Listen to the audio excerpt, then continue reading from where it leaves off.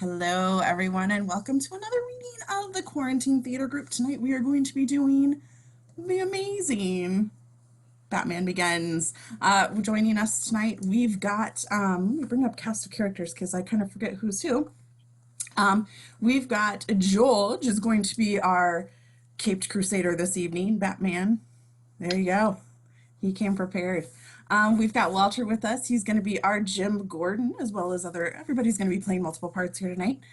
We've got Logan, and he's going to be our Raz, Ducard, Al Ghul, Alfred. Um, Maybe they're the same person. Who knows in this universe? We've got Travis with us. He's going to be Papa Wayne, as well as the Scarecrow, so Jonathan Crane and Finch and several other people. We've also got Amy with us. Welcome, Amy. She is going to be our Lucius Fox, so hopefully she has a good Morgan Freeman impersonation, as well as Martha Wayne, and again, a multitude of other characters. Again, I am Anne, and I will be Rachel, as well as many, many people this evening. And then last but not least, we have the narrator extraordinaire. Since this is a Nolan script, it's a lot of talking. Eric is going to be taking us through scene description. So without further ado, take us away. Batman Begins by David Goyer. Black, a low keening which becomes screeching that builds and builds until red flickers through black as the screen bursts into life. Cloud of reeling bats silhouetted against a blood-red sky, bolting away from camera, massing in the sky, forming a density the shape of enormous bat-like symbol.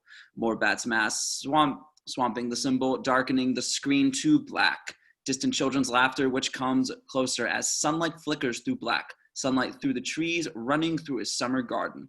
A boy chasing a girl. The boy reaches a Victorian greenhouse, stands in the doorway catching his breath. This is Bruce Wayne, age 8, and we are Exterior Gardens, Wayne Manor, day. Young Bruce peers down rows of plants on long trestle tables. Rachel? No response. Sunlight streams through wrought iron and glass. Young Bruce advances, cautious. He is grabbed from behind and pulled under a table by a young girl, age 10. This is Rachel. She puts her hand over young Bruce's mouth. Rachel? Master Bruce? A woman strides past the windows. Mrs. Dodson, Rachel's mother, housekeeper of Wayne Manor. What are you doing? Kidnapping you. They pay a lot for precious Brucey. Young Bruce stares, wide-eyed. She smiles. He relaxes. Young Bruce bolts out from under the trestle table, sprints for the back door. Rachel tears after him. Exterior, disused kitchen garden, Wayne Manor, continuous. Young Bruce crouches in the mouth of a disused well, peering over the stone wall at Rachel, who searches for him. Bruce, I can see you. Young Bruce suppresses a giggle. The boards beneath him give away, and he plummets into interior old well, continuous. Young Bruce drops 30 feet, lands painfully on the rubble, strewn bottom of the shaft. Exterior kitchen garden, Wayne Manor, continuous. Rachel, hearing, runs to the well. Bruce! Interior old well, continuous. Young Bruce lifts his head from damp dirt and rocks, groaning. Exterior kitchen garden, Wayne Manor, continuous. Rachel sprints toward the house. Mom! Mr. Alfred! Interior old well, continuous. Young Bruce in shock groans. He hears squealing, freezes, peering into the darkness of an opening between rocks. Bats explode from the darkness, filling the air. He screams against their flapping, squawking, fluttering blackness. A jolt. Older green eyes flick open, waking in darkness, filthy, sweating darkness. And we are in interior Buttonese jail morning. The eyes belong to a bearded, weathered young man's face. Bruce Wayne, age 28. An old Asian man sits staring at him. A dream? Nightmare. Worse than this? Their cell is a tin box. Light seeps through the gaps in the roof. Shouts echo. Wayne shrugs. Exterior prison courtyard later. Wayne and the old man line up for gruel. Prisoners are scattered in small groups. All eyes on Wayne. They are going to fight you. I fought them yesterday. They will fight you every day until they kill you. Wayne holds out his plate. Watches gruel dribbled into it. Can't they kill me before breakfast? When he turns on the table, his path is blocked by an enormous man, backed by 6 aggressive prisoners. The enormous man smashes his plate away. You're in hell, little man. Punches Wayne. Wayne goes down hard. And I'm the devil. Wayne picks himself up, dusts himself off. You're not the devil. The enormous man swings again. Wayne catches his fist, kicks the big man's knee out, and goes down, boots in his face. Practice. 6 prisoners rush Wayne all at once. Wayne fights skillfully and hard, flipping one prisoner into another, kicking as his arms are held. Several prisoners hit the deck before gunfire. 2 guards break it up, shooting into the air. They grab Wayne. Solidarity Why? or protection. I don't need protection. Guard points angrily at the unconscious prisoners. Protection for them. Interior solitary, but no. Moments later, Wayne is tossed into the dark cell. The door slams. I often wonder at the riches to be found in dark places. The voice is mellifluous, European. It comes from the shadows of a deep corner of the cell. I thought the point of solitary confinement was the solitary part. Wayne can make out the profile of the man seated in the corner. These men have mistaken you for a criminal, Mr. Wayne. Wayne reacts to his name. The man steps into the light, powerfully built, distinguished, in a well-cut suit and tie. Who are you? My name is merely Ducard, but I work for Ra's al Ghul. Have you heard the name? For the legends. Master warrior, international mercenary, feared by all the underworld. Some even swear he's immortal.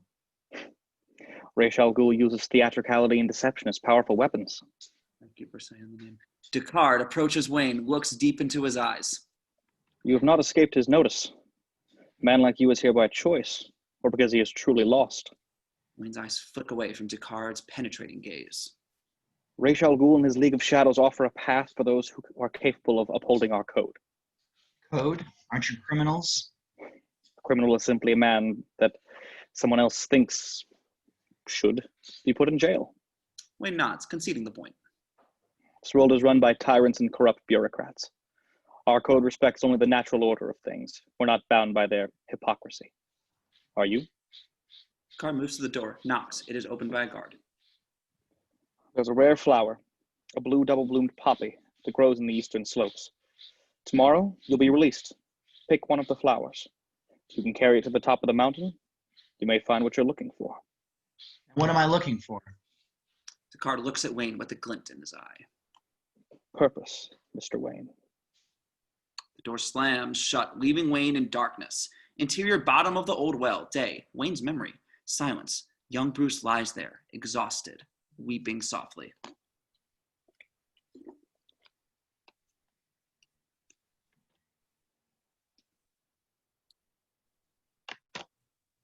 Bruce. Young Bruce looks up. A figure, long coat billowing, is lowered down the shaft. Thomas Wayne, young Bruce's father.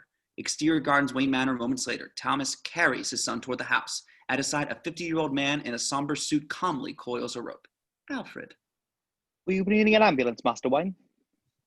We have everything I need to set the bone. I'll take him for x-rays later. Very good, sir. They pass a tearful Rachel standing with her mother. Interior hall, Wayne Manor continuous. Thomas carries Bruce up the main stairs. The house is vast and grand, but full of flowers and life. Bruce's mother, Martha, appears at the landing, distraught. He'll be fine. Interior, Bruce's bedroom, Wayne Manor later. Alfred moves to the bedside, looks down at young Bruce. It's quite a fold, didn't we? Young Bruce looks up at Alfred, manages a slight smile. And why do we fall, Master Bruce? Alfred reaches up to the curtains. Young Bruce says nothing. So we might learn to pick ourselves up. Alfred smiles gently, pulls the curtains shut, and we cut to an exquisite double-bloomed blue poppy, and we are exterior Himalayan foothills, day, a field of the blue poppies. Wayne approaches, picks one, studies its brilliant blue in the cold sunshine. Interior tiny hamlet, Himalayas, day. Wayne, exhausted, freezing, hungry, wanders up the street. As locals see him, they head inside. Door slammed, bolted.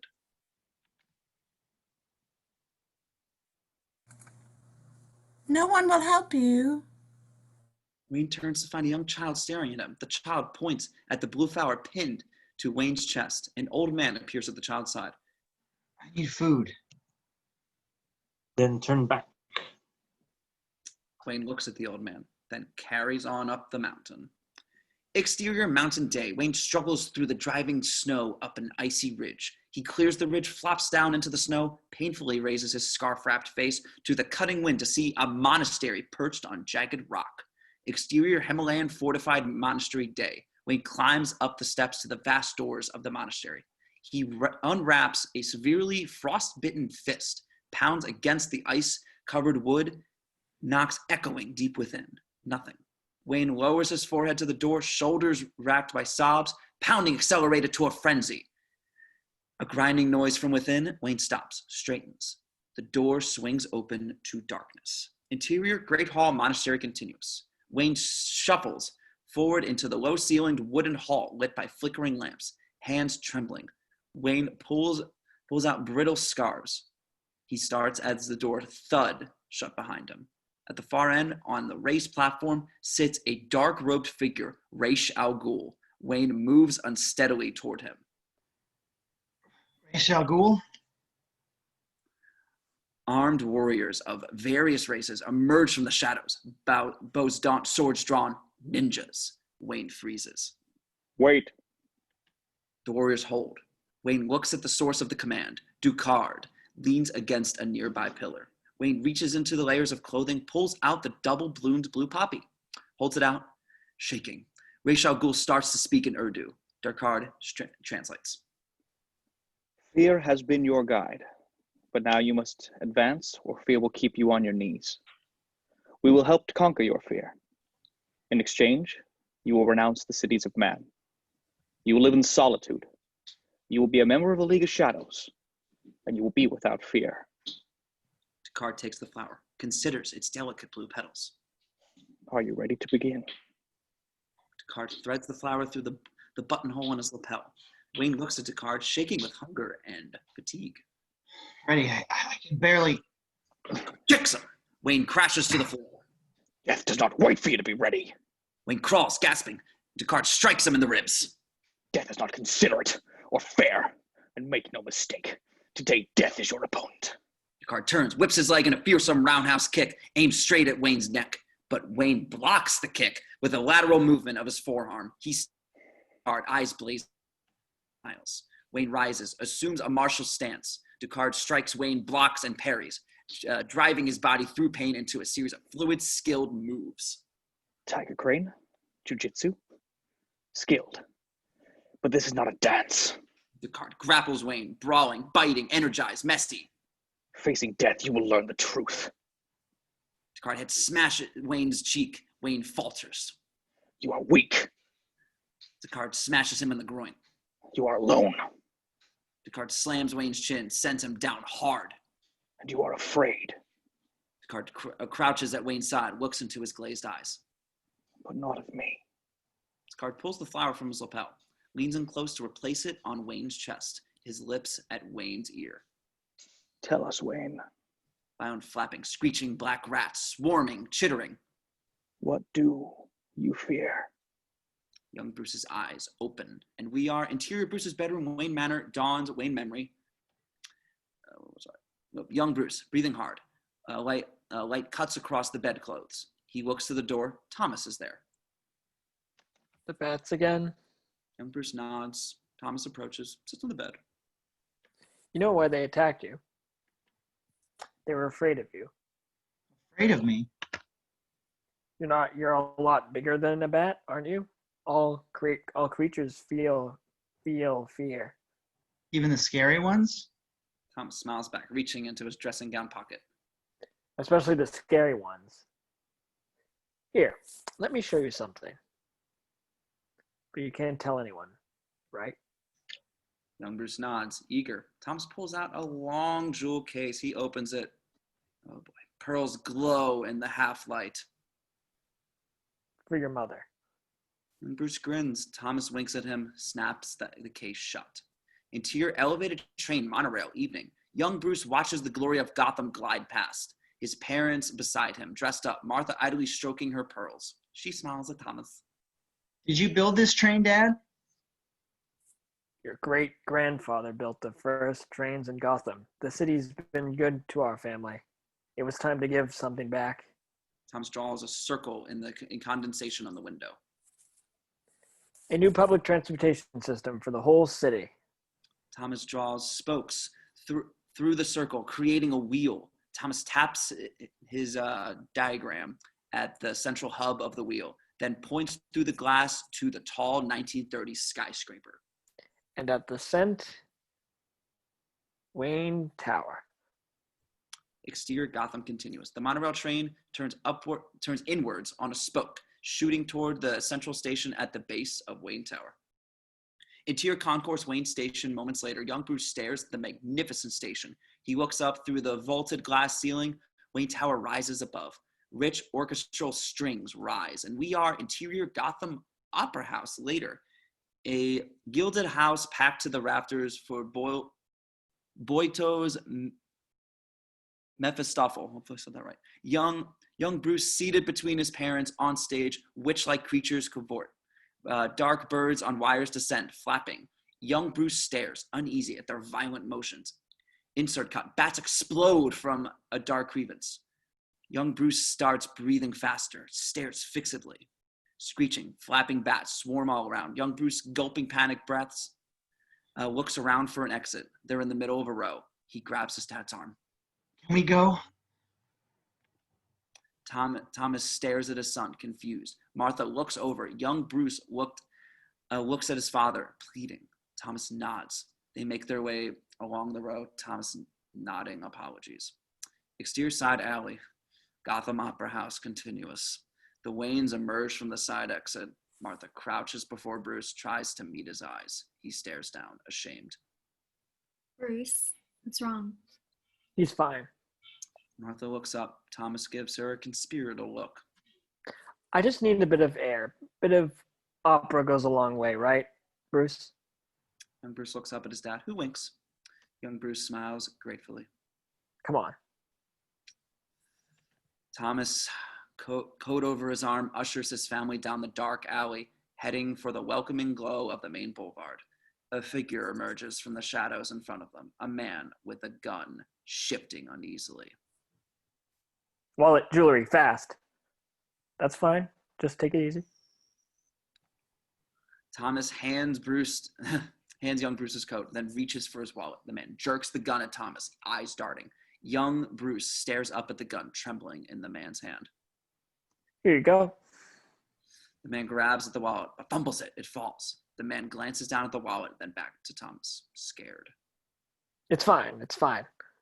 The man crouches for the wallet, eyes on Thomas. Just take it and go. The man feels for the wallet, looks at Martha, her pearls. I said jewelry. He starts pulling off her rings. The man jerks the gun at her neck. Thomas steps protectively in front of his wife. Hey, just Boom! Young Bruce flinches. Thomas looks down at his bleeding chest, then back to the man saddened. Thomas crumbles. Martha screams. The man reaches for Martha's pearls, but she screams separately for Thomas. Thomas! give me the damn. Martha flails, trying to grab her fallen husband. The man shoots her, then yanks at the necklace, which breaks, spilling pearls all over the asphalt.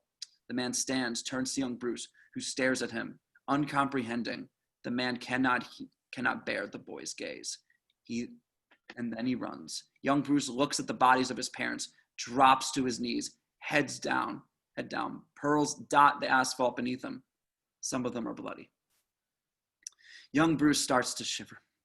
Interior police station night, chaos. Reporters and cops vying for a piece of the crime of the decade. In the captain's office, young Bruce, bewildered, forgotten, still clutching his father's overcoat. Is that your father's? Young Bruce looks up. A young beat cop stands over him. Jim Gordon. Gordon crouches, reaches for the coat. Young Bruce huddles over it, protective. It's okay. It's okay. Gordon's tone prompts young Bruce to trust him. Gordon takes the coat, drapes it gently across young Bruce's shoulders.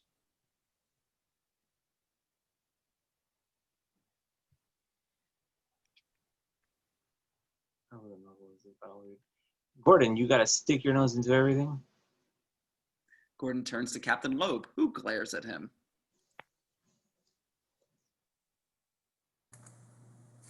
My lord. Amy, this is you. Okay. Out of my sight. Gordon nods at young Bruce, whose eyes wish Gordon would stay. Gordon leaves. Loeb turns to young Bruce. Good news, son. We got him. Young Bruce looks up at him, dazed, uncertain. Exterior grounds, Wayne Manor day. Snow falls over the 2 open graves. Mourners disperse, guided by security guards. Alfred stands with young Bruce. A man approaches. Earl. He nods at Alfred, crouching. You're in excellent hands, Bruce. And we're minding the Empire. When you're all grown up, it'll be waiting. Young Bruce looks blankly at Earl. Exterior Wayne Manor later. Mourners file toward the gates. Rachel walks with her mother. Looks up at Bruce's high window, sees him watching, waves. Young Bruce pauses, then returns the wave. Interior, Bruce's bedroom continuous. Alfred enters, looks tenderly at young Bruce's back. Thought I might prepare a little supper. No response. Alfred turns. Very well. Alfred, Alfred turns back. Young Bruce is looking at him with tears pouring down his cheeks. Alfred tilts his head. Master Bruce? it was my fault, Alfred. Alfred's mouth opens. I made them leave the theater. Oh, no. Alfred moves to young Bruce, taking the boy in his arms. If I hadn't gotten scared, No, Master Bruce. Nothing you did, nothing anyone ever did can excuse that man. Alfred holds young Bruce away to look directly into his eyes. It's his. And his alone, do you understand? Young Bruce nods, then buries his face in Alfred's chest, sobbing. I miss them, Alfred. I miss them so much. So do I, Master Bruce. So do I.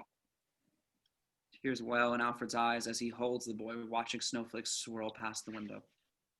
Do you still feel responsible? Interior passageway, monastery day. Descartes leads Wayne along a screened passage overlooking extraordinary mountains. My anger outweighs my guilt. Descartes opens a door. Interior dojo, monastery day. Leads Wayne into a mezzanine level stacked with boxes and bottles. Ninjas pour powders into packets, mixing compounds. Descartes takes a pinch of a powder, throws it down, bang! Wayne flinches. Descartes smiles good-naturedly. Advanced techniques of ninjutsu employ explosive powders. Weapons? Or distractions. Theatricality and deception are powerful agents. Descartes hands Wayne a pinch of the powder. To be a great warrior is not enough. Flesh and blood, however skilled, can be destroyed. You must be more than just a man in the mind of your opponents. Wayne listens to this, tosses the powder. Bang! Exterior, frozen like Himalayas day. Wayne and Descartes circle each other in the ice, swords poised to strike, dark figures in the white and blue landscape. Descartes strikes at Wayne, who deflects the blow using a silver gauntlet with 3 scalps, thick hook-like projections. Descartes skids left, breathes steaming, feinting with his sword. Wayne steps sideways on the ice, his foot landing on a thin patch which creaks, water bubbling underneath. Mind your surroundings. Always. Wayne strikes. Descartes blocks with his bronze gauntlet. Wayne slips right and flies in with a short thrust. Descartes' arm flips down in a backward move. Descartes catches Wayne's sword in one of his scallops. Your parents' death was not your fault. Descartes rotates his arm, wrenching Wayne's sword from his grasp. It skids along the ice. It was your father's. Wayne enrages, dives at Descartes, swinging at him with the scallops, furious, reckless. Descartes parries with his sword. They lock, noses inches apart. Wayne breathing, angry. Anger does not change the fact that your father failed to act. The man had a gun. Would that stop you? I've had training. The training is nothing. The will to take control is everything. Your father trusted his city, its logic. He thought he understood the attacker and could simply give him what he wanted. Wayne considers this, breathing slowly, calmer. They separate. Your father did not understand the forces of decay. Cities like Gotham are in their death throes, chaotic and grotesque, beyond saving. Beyond saving. You believe that? Descartes regards the harshly beautiful landscape. It's not right that one must come so far to see the world as it is meant to be. purity, serenity, solitude. These are the qualities we hold dear.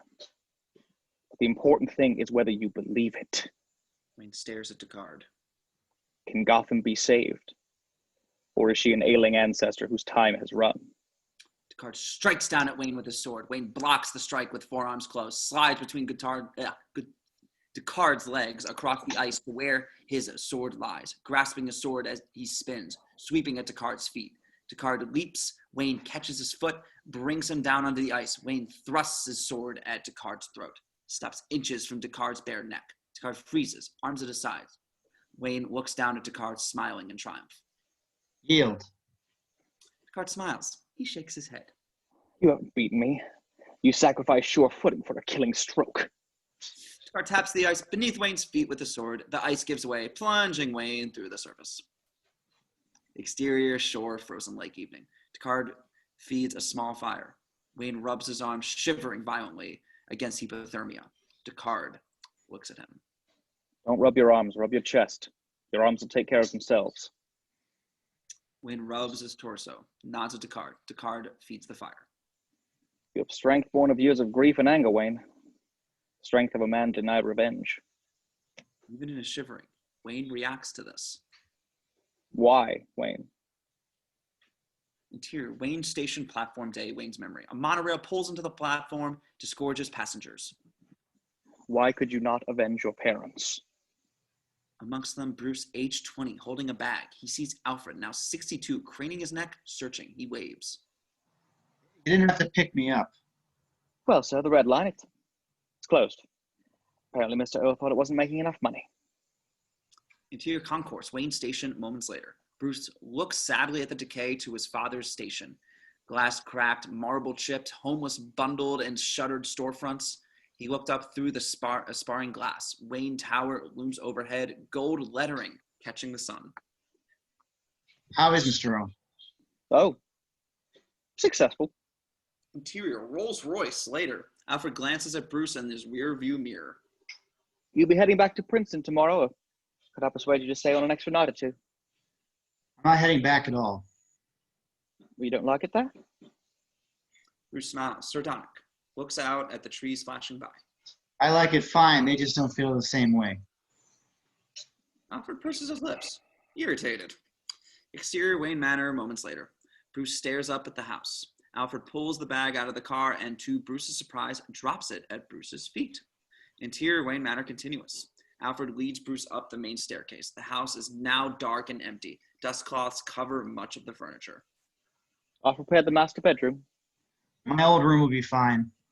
With all due respect, sir, your father is dead. Wayne Manor is your house.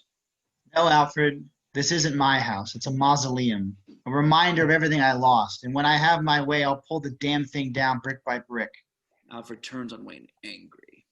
This house, Master Wayne, has sheltered 6 generations of the Wayne family and stood patiently by while you've cavorted in and out of a dozen private schools and colleges, as have I. Bruce stares at Alfred, eyes burning, chastened. The Wayne family legacy is not so easily shrugged off. Born, old friend. I'm sorry to have disappointed you. Master Wayne, I was at your father's side when you were born, and at your side when he was laid to rest. I know. Your father was a great man, but I have every confidence that you will exceed his greatness. Haven't given up on me yet? Never. Bruce sags under the burden of Alfred's faith. He opens the door to his bedroom, then turns back to Alfred. I may not get another chance to thank you for all you've done for me. Alfred looks at him, curious. Are you going away after the hearing? Bruce shrugs, hard to read, then enters his old bedroom. Interior Bruce's bedroom, continuous. Bruce puts his bag on the bed, looks around the room. At the mantel, Bruce stares at a framed photograph, young Bruce on his dad's shoulders. Arms raised in triumph, Bruce wipes dust from the photograph, smiles at it. Insert cut, young Bruce on Thomas's shoulders. Thomas tips back, threatening to drop young Bruce, who laughs and laughs. Wow. Bruce moves to the bed, opens his case. Inside it is a gun. Exterior gates, Wayne Manor, morning. Rachel, now 23, stands by her car, looking up at the house. She can see Bruce in the window. She gives him a small wave. Interior, Bruce's bedroom continuous. Bruce returns Rachel's wave, then finishes loading his gun. Exterior gates, Wayne Manor, moments later. Bruce walks down the drive to Rachel. He smiles gently. You look well.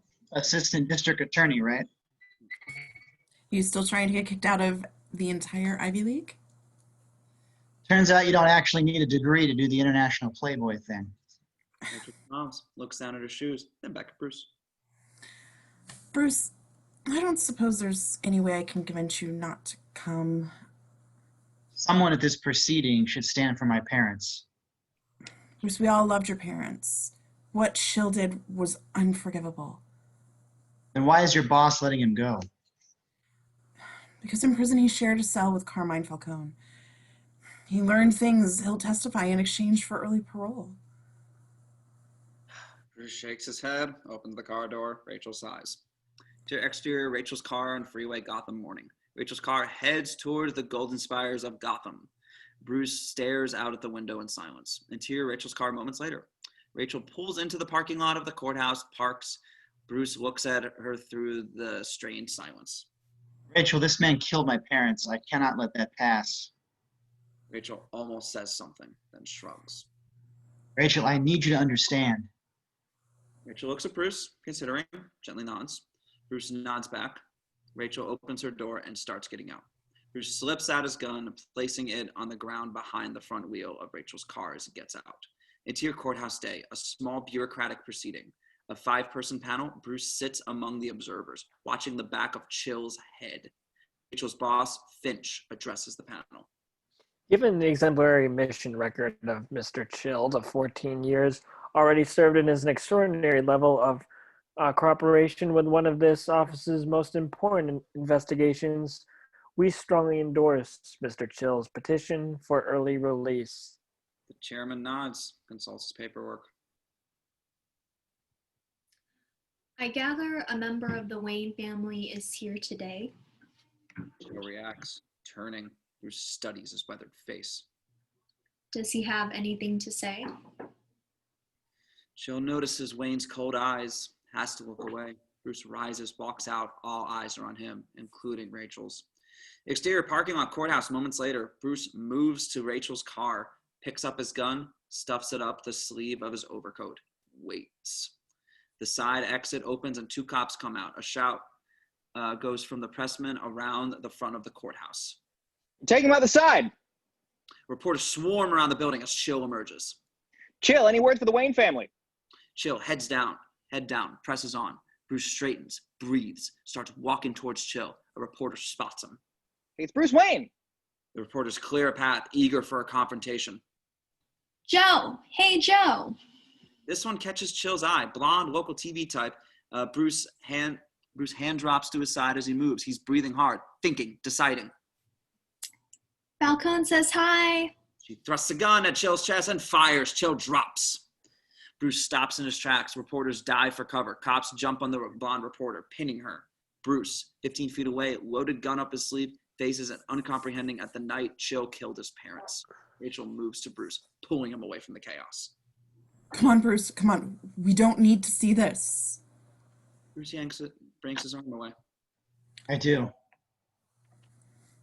Interior, Rachel's car, evening. Rachel drives. Bruce sits there, hands in the lap, staring. Rachel glances over at him, then pulls over, turns to him. Are you okay? All these years I wanted to kill him. Now he's gone. Now I can't. You don't mean that. What if I do, Rachel? Chill killed my parents. They deserve justice. Rachel looked at him, appalled. You're not talking about justice, you're talking about revenge. Sometimes they're the same. They're never the same, Bruce. Justice is about harmony. Revenge is about you making yourself feel better, and that's why we have an impartial system. Rachel pulls out onto the street.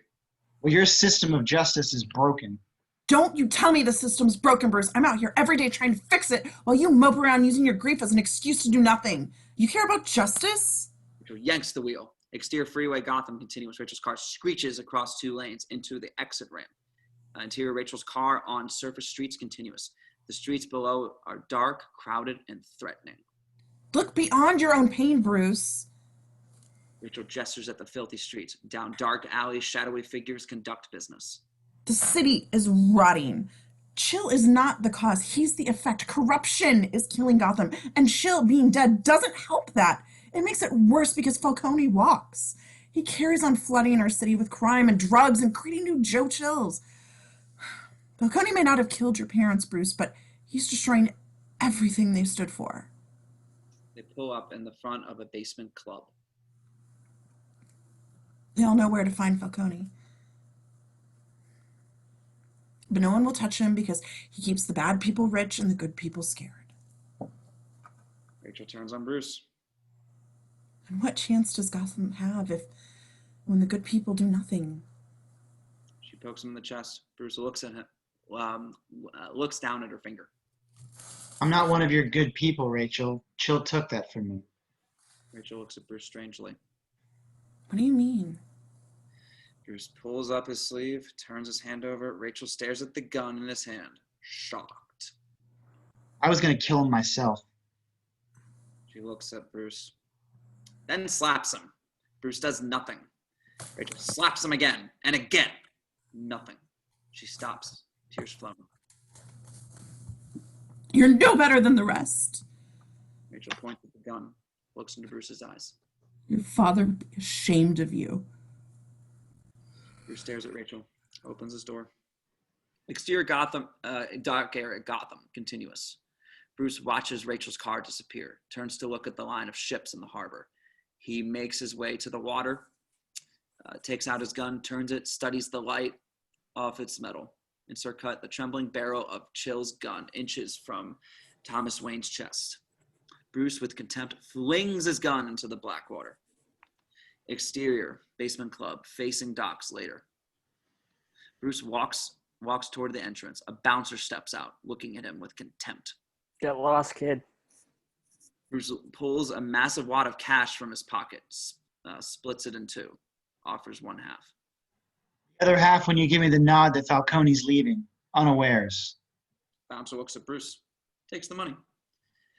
Exterior, basement club, facing docks later. Bruce watches the entrance from the shadows. Two thugs escort the thickest man out of the club. The bouncer waves. Night, Mr. Falcone. Three men move toward a waiting limo. Wham! One thug takes a kick in the head, goes down. Bruce steps from the shadows. The second thug goes for his gun. Bruce grabs his arm, chops his throat. Judo flips the thug. Bruce turns to Falcone, who looks at him, curious. Little rich kid, no gun. I'm insulted. The first thug lunges at Bruce with a knife. Bruce puts him down with a grateful sweep. I don't need a gun. Yeah, you do. Click. A gun is at Bruce's head, held by a bouncer. Money isn't power down here. Fear is. Bouncer pistol whips him once, hard. Bruce goes down. The bouncer drops Bruce's money into him. You should just send me a thank you note.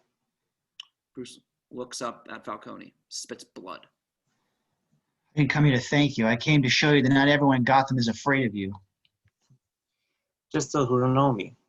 You got balls, kid. But you don't belong down here with us. We don't play fair. Now you go back to your big house, wrap yourself in your silk sheets, and I'll send you a shoulder to cry on. You don't dress well enough to be a pimp. Oh, Falcone lights a cigar, stares down at Bruce. Ice. You miss your mommy and daddy? Come down here, I'll send you to them. Falcone turns. His thugs get into the limo with him. Bruce watches it slide into the night, struggles to his feet. Bruce walks the docks, wiping blood from his mouth, shadows in doorways, marks in progress. Three youths approach. Bruce stiffens, but they cross the street to avoid him. No one will mess with you. Bruce turns. A homeless man warming at the flaming oil drum, one of many homeless clustered around the docks. Wonder, around here dressed like that means you got something to prove. Man with something to prove is dangerous. Bruce stares at the man, thinking, takes out his wallet, removes the money, hands it to the homeless man. For what? Your jacket. Bruce drops his wallet into the fire. The homeless man laughs. Bruce pulls off his tie, throws it into the fire. He pulls off his overcoat, bundles it up, ready to. Let me have it. What's it? Coat. Bruce looks at the homeless man, who has removed his own. They exchange clothing. Be careful who sees you with that. They're going to come looking for me. Who? Bruce smiles. Everyone. Bruce, in his new coat, moves down toward the stacks of containers. Bruce wanders the stacks. A horn sounds. Bruce's eyes lock onto the ship, preparing to leave. Bruce runs toward it through the shadows. And when you left Gotham, And we are exterior Himalayan monastery day. what were you seeking? Picard leaps up onto the stone wall, grabbing on, using pikes on his palms and on his feet. Wayne watches. To lose myself. I couldn't do anything as Bruce Wayne. I felt useless. Picard gestures up to the top of the 50-foot wall. Perhaps you can beat my record. Bruce jumps up onto the wall, higher than Picard. Confident. How long? 2 days. The test is not how quickly you can climb, but how slowly. The ninja is thought invisible, but invisibility is largely a matter of patience. Picard reaches up for another handhold, slowly. On your journey, you sought knowledge of the criminal world. I needed to understand the thoughts and feelings of those who stand in the shadows. Exterior crowded market, African port town, evening, memory. The First time you're forced to steal, not to starve. Bruce picks up a mango from a stack to examine it. As he does, he uses his lower hand to slip a plum into his pocket. Exterior alley, African port town, later. Bruce squats in a doorway, bites hungrily into his plum. He looks up. A child in rags sits in the next doorway, staring. Bruce stares back, juice dripping. You lose many assumptions about the simple nature of right and wrong. Bruce hands the child the plum, licks his fingers hard. Interior, train station, London, day. Bruce, bearded, filthy, in a crowd with an elderly man. I needed to feel the fear before a crime. The elderly man spots a businessman hurrying along, steps into his path, engineering a collision, tumbling to the pavement. The businessman and Bruce both crouch to help. The thrill of success. Bruce slips the businessman wallet out of his pocket. The businessman moves off. Bruce shows the elderly man the wallet for approval, then hurries after the businessman. Without becoming one of them. Bruce catches the businessman, giving him the wallet. The businessman thanks Bruce, noticing the destitution. He hands Bruce a banknote. Bruce nods thanks. Interior warehouse under the arches, Eastern Europe, night. Bruce tries to crack a safe under the supervision of a young tough. The young tough shakes his head, spins the dial, and whips open the safe, showing Wayne the action. I thought I would find something. Interior, smoke-filled backroom, Shanghai, night. At a table with a Chinese boss and 7 criminals drinking, laughing, showing each other their spoils, watches, and phones. I thought I would learn what I needed to do with my skills and my anger. Interior warehouse, Shanghai, day. A truck races through the door. 2 criminals yank the doors shut after. Bruce and the boss jump down from the cab. But the harder I looked, the less I saw, the less I knew. Bruce turns to the boss, weary. Where's this friend of yours?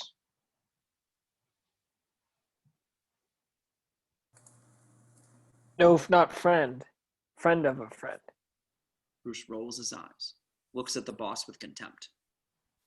Until I wasn't even sure what I'd been looking for in the first place. The doors explode. Doors explode. Cops burst in, shouting in Mandarin. Interior, same later. The back of the truck is opened. Cops' inventory, piles of boxes pulled out of the back. And I was lost. Bruce sits in a line of criminals, hands cuffs behind his back. A cop yanks him to his feet, hauling him over to the officer. He refuses to give his name. The officer smiles solicitously at Bruce.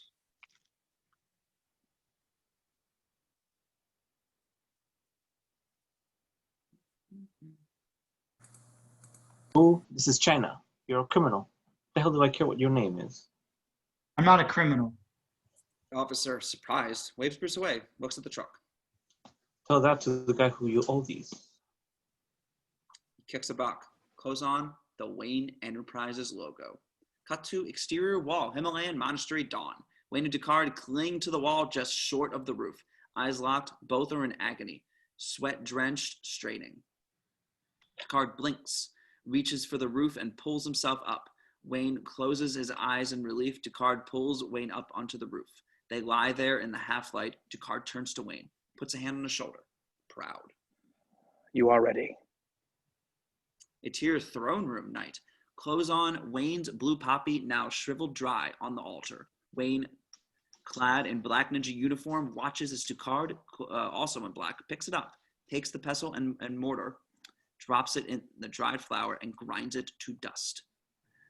Descartes pours the dust into the small brazier, lights it, motions to Wayne, who approaches the smoking altar. Drink in your fears. Face them. Wayne breathes the smoke. He shakes his head, reacting to the effects of the smoke. His mind is plagued by images. Chill's trembling gun, young Bruce falling, Thomas staggering. Descartes puts on the ninja mask, motions Wayne to do the same. Wayne struggles to think through the effects of the smoke. Why the masks? As if in reply, dozens of ninjas step forward from the shadows. The hall is filled with identical ninjas. Descartes has melted into the crowd. Wayne raises his guard. To conquer fear, you must become fear. You must bask in the fear of other men. And what men fear most, they cannot see. Descartes strikes at Wayne. Wayne spins, parries, but Descartes is gone. The ninjas move in unison, forming walls. It's not enough to be a man. You have to become an idea. A terrible thought. A wraith. The nearest Wayne turns and slashes. It is Descartes. Wayne leaps sideways, rolling through the wall of ninjas. He looks at his arm. It has been slashed.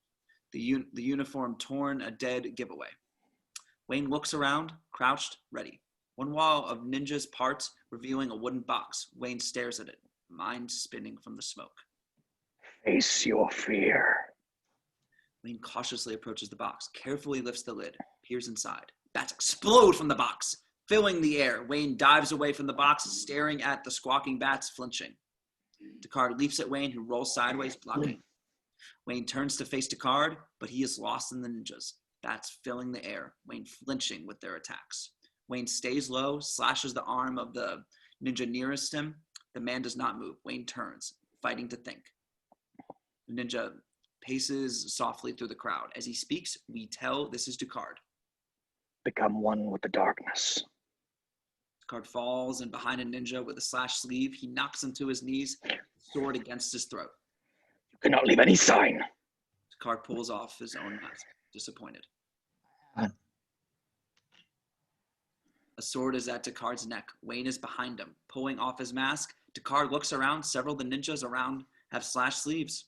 Descartes smiles. The ninjas turn in unison and sit. Ra's al Ghul is seated on a small stage at the head of the room. Descartes leads Wayne to sit down in front of Ra's. A ninja places a tray between them, a bottle and a burning candle. Descartes places the candle in front of Wayne and hands him a small glass. Ra's al Ghul begins speaking in Urdu. We have purged your fear. You are ready to lead these men. You are ready to become a member of the League of Shadows. Drink. Wayne tips back the glass, strong stuff. By blowing out this candle, you renounce your mortal life. You renounce forever the cities of man. You dedicate your life to solitude. Wayne leans forward to blow out the candle, pauses, looks at the rows of seated ninjas. Where will I be leading these men? You will need them in Gotham. You want me to go back to Gotham? Ray stares at Wayne, starts speaking. You yourself are a victim of Gotham's decay. That's why you came here, and that's why you must go back. You will assume the mantle of your birthright. As Gotham's favorite son, you will be ideally placed. For what? To help us destroy the city. What? When Gotham falls, the other cities will follow in short order. Nature's balance will be restored, and man will finally return to solitude. Wayne turns to Card. You can't believe in this. Card looks at Wayne, troubled. Ra's al Ghul has rescued you from the darkest corner of your own heart. What he asks in return is obedience and the courage to do what is necessary.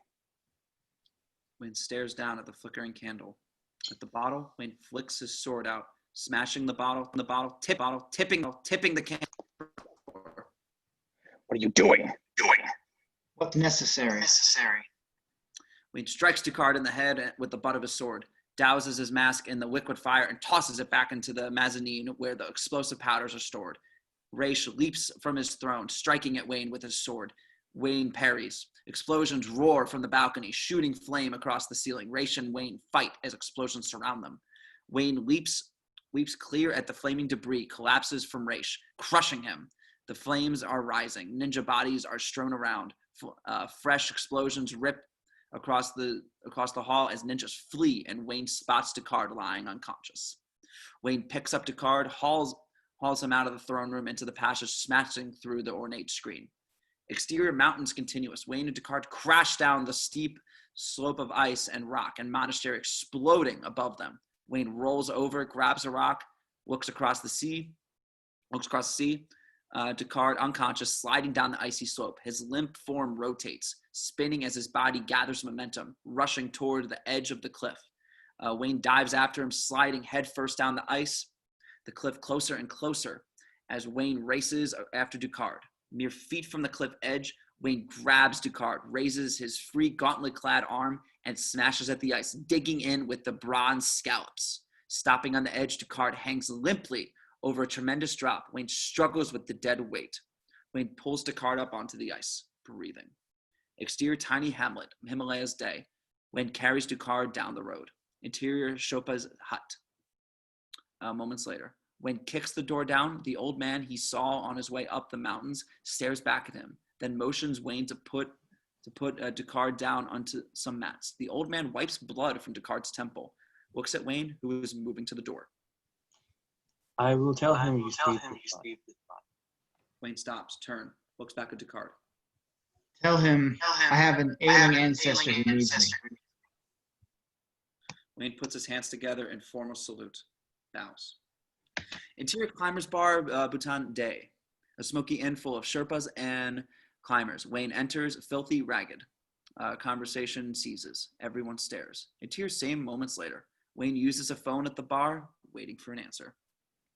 Wayne residence. Wayne smiles at Alfred's familiar voice. Alfred. Master Wayne. It's been some time. Yes, it has. I need a ride. And where are we, sir? Wayne glances around. Bhutan, I think. A curious Sherpa nearly nods at Wayne. Am I to assume you're without money and passport? I'm traveling a bit light, yes. I believe there's an airstrip at Kathmandu long enough for the G5. Make your way there. I'll have a jet down there in 15 hours. Very good. Oh, and Alfred, Yes, sir. bring some painkillers. Interior private jet Dawn. Wayne steps out of the washroom, clean shaven, fresh tailored clothes. The jet breaks cloud, revealing Gotham bathed in glorious sunrise. Wayne looks out at the city. Alfred, sleeping opposite, opens an eye. You told me when I'm coming home? Thought you might like to surprise a few people. No one can know I'm back. Not until I'm ready. I'll need everything on the company. Shareholders reports, holdings, everything. Alfred smiles, closes his eyes again. You sound like a man with a purpose. Wayne stares at the vast city beneath him as the jet banks. Gotham needs me, Alfred. Gotham needs a symbol. What symbol, sir? I'm not sure. Something for the good to rally behind. Exterior Gotham sunrise. Moving over spires of the city catches gold of first light. And the criminals to fear. Interior library Wayne Manor night. Wayne cross-legged on the floor studies a thick report, circles something, closes it, draws another from a stack. Interior kitchen Wayne Manor evening. Alfred makes tea, a television plays, business news.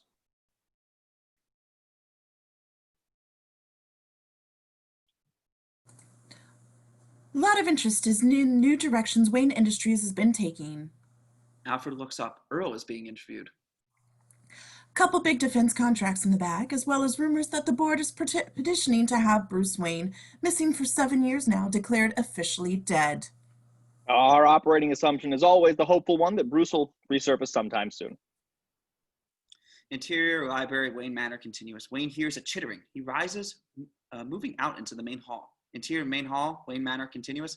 Wayne stares. A small shadow sputters around the ceiling. A blessed bat, gain, sir. Wayne turns to find Alfred standing there with the tea service. They nest somewhere on the grounds. Wayne watches the dark shape flicker around the ceiling. Exterior grounds Wayne Manor day. Wayne walks across the gardens to the greenhouse.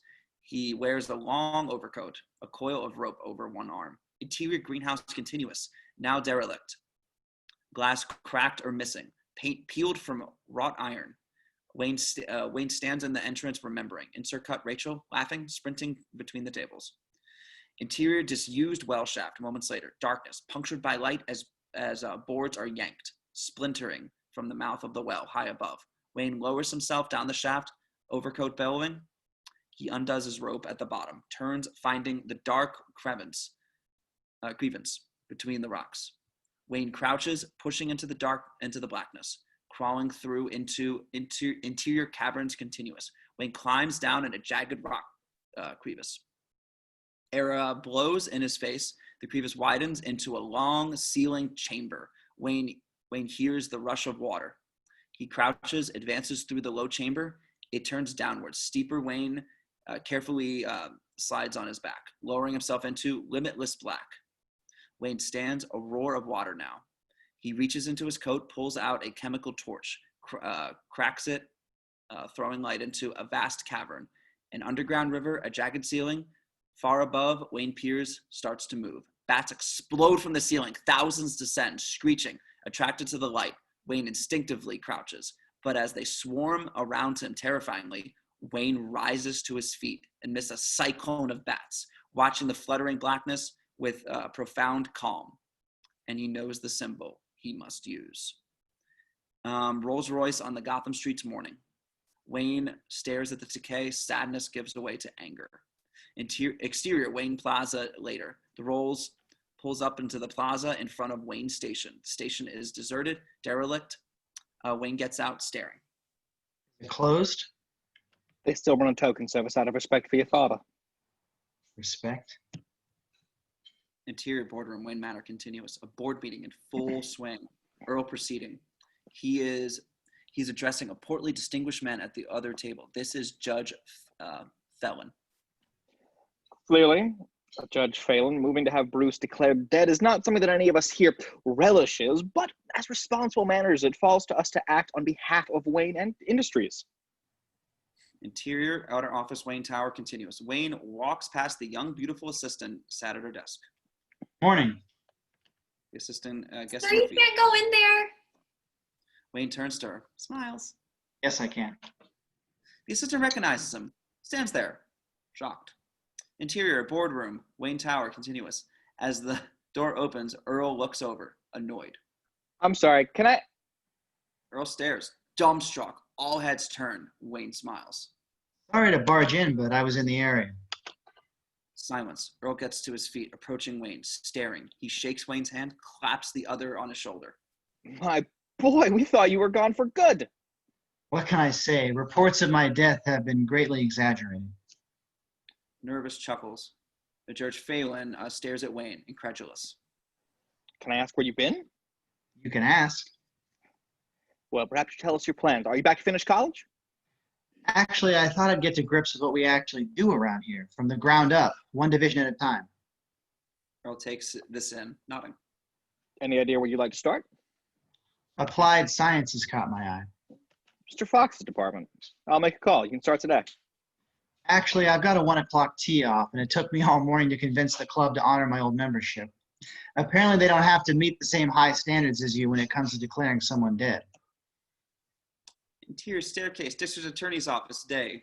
Rachel hurries down the marble stairs to catch Finch. Mr. Finch? Yes, Miss Dotson. Mr. Finch, on the Falcone matter? The case against Falcone died with chill. We had our shot. They walk out into the parking lot. Exterior parking lot, courthouse continuous. That was then, but now he's importing drugs. Everybody knows it. Let's take it to Harvey Dent and... Keep your voice down. Look, Rachel, Falcone's got Judge Falvin and half of City Hall bought and paid for, so you got burned on Falcone. Let it go. We got bigger fish to fry. That would make a lot more sense if we were doing any frying. Finch, uncomfortable, turns. Rachel watches him exit. Interior Rolls Royce continuous. In the back seat, Wayne watches Rachel standing there. Shall I park, sir? Wayne wrestles for a moment. Now let's go. Alfred pulls out with a touch of disappointment. Interior Applied Sciences Division day. A massive warehouse stacked crates, odd-shaped under dust covers, lab equipment. Lucius Fox, age 52, leads Wayne through the stacks, speaking in calm, knowledgeable tones.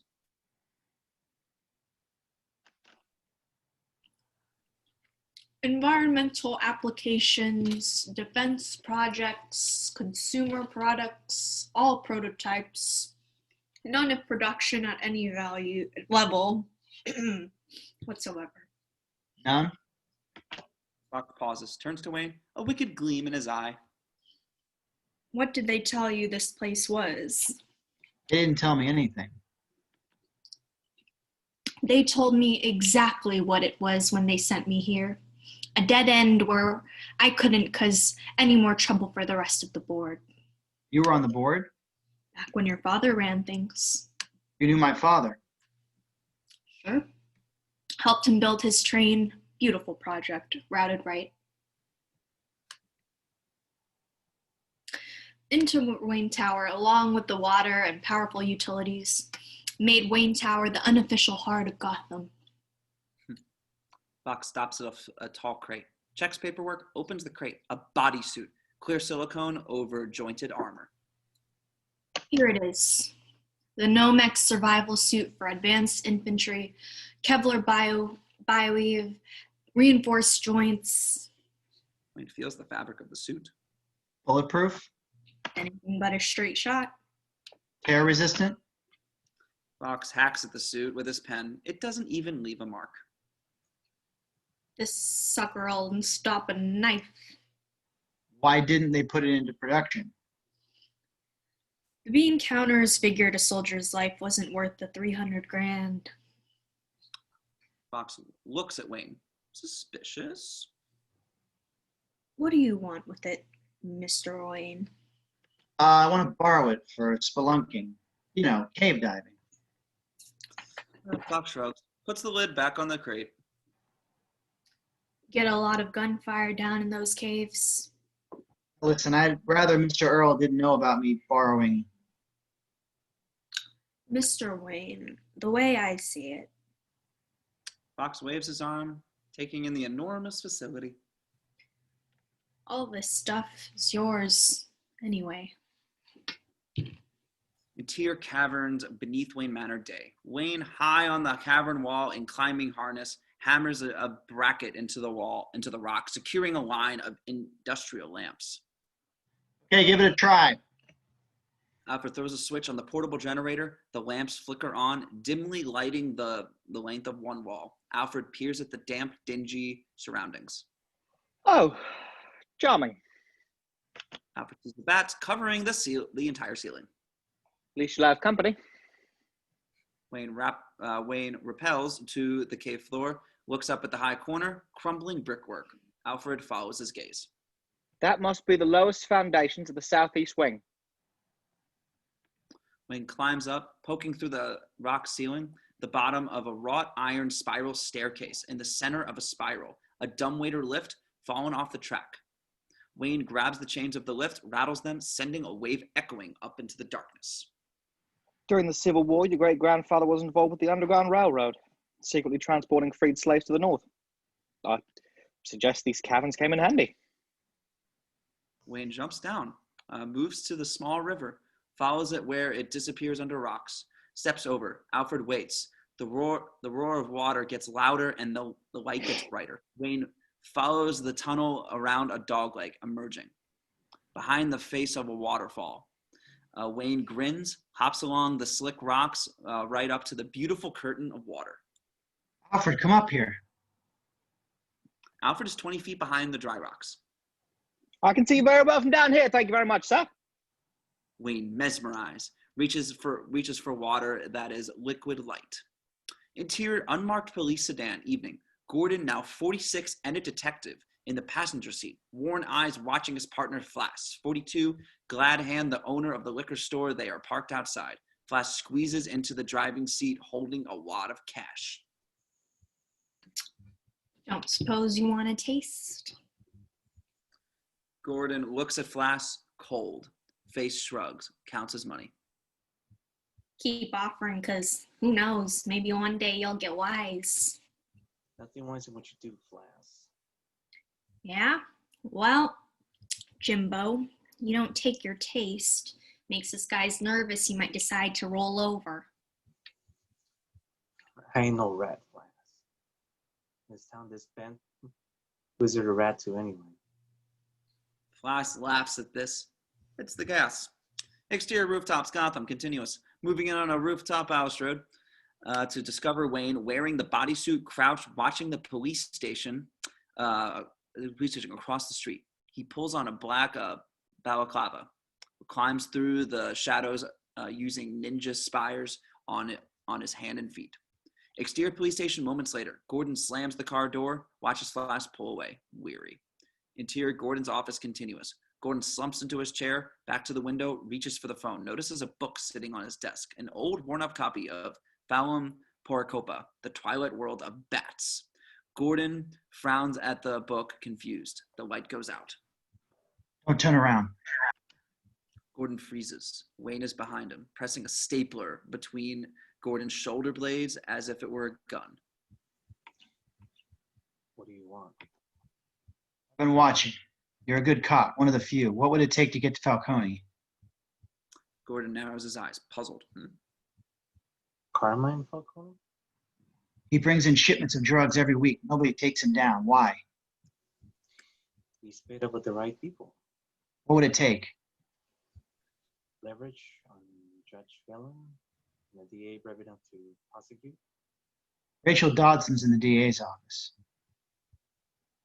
Who are you? Watch for a sign. You're just one man. Now we are two. We? No response. Gordon turns around. No one. He jumps to the window, looks down, looks up. A shadow slips onto the roof. Interior bullpen continuous. Gordon races across the bullpen, drawing his gun, hits the stairwell. Two uniforms see him go, run after him.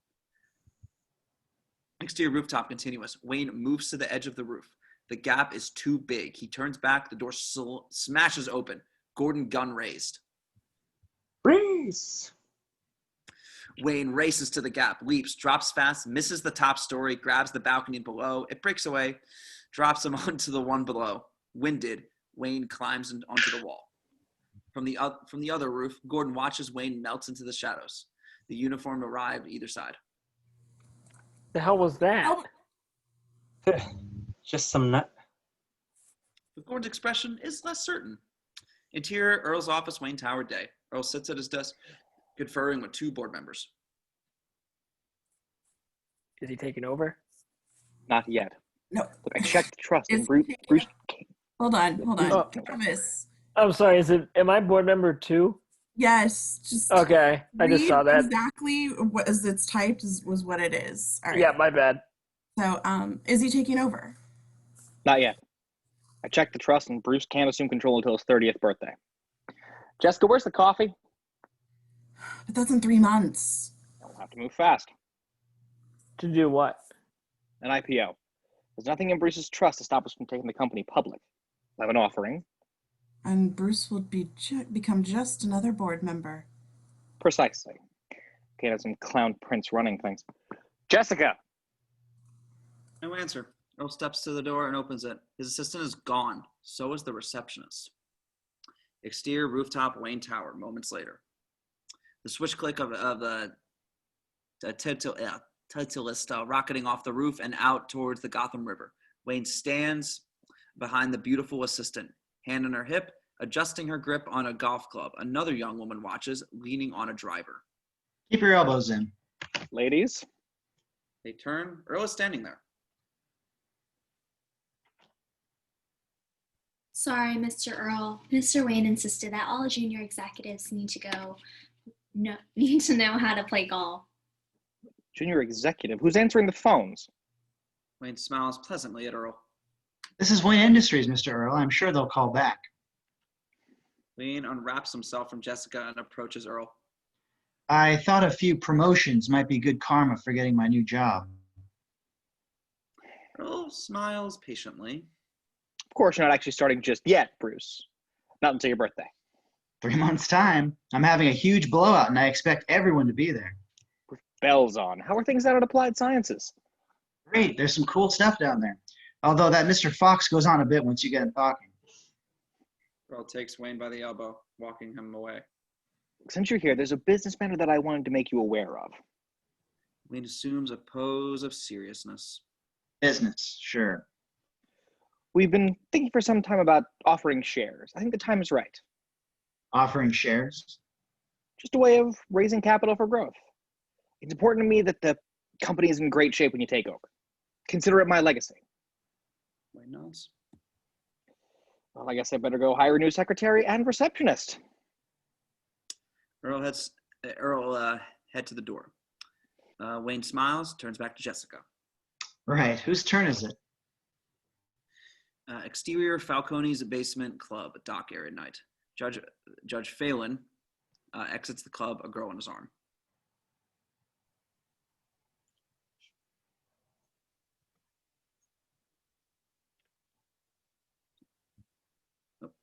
Phelan turns, giddy with drink, puts his finger to his lips.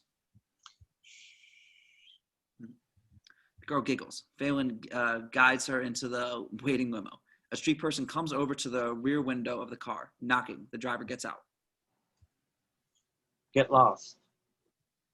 The driver kicks the street person away from the limo. A homeless man warming by a fire starts shouting. It is the homeless man that Bruce gave his coat to years before. The coat is worn but recognizable. Leave him alone. Let him be. The limo moves off, clothes on the street person watching it leave. It is Bruce. He glances down at the tiny camera in his lap, smiles at the screen, Phelan, and the girl.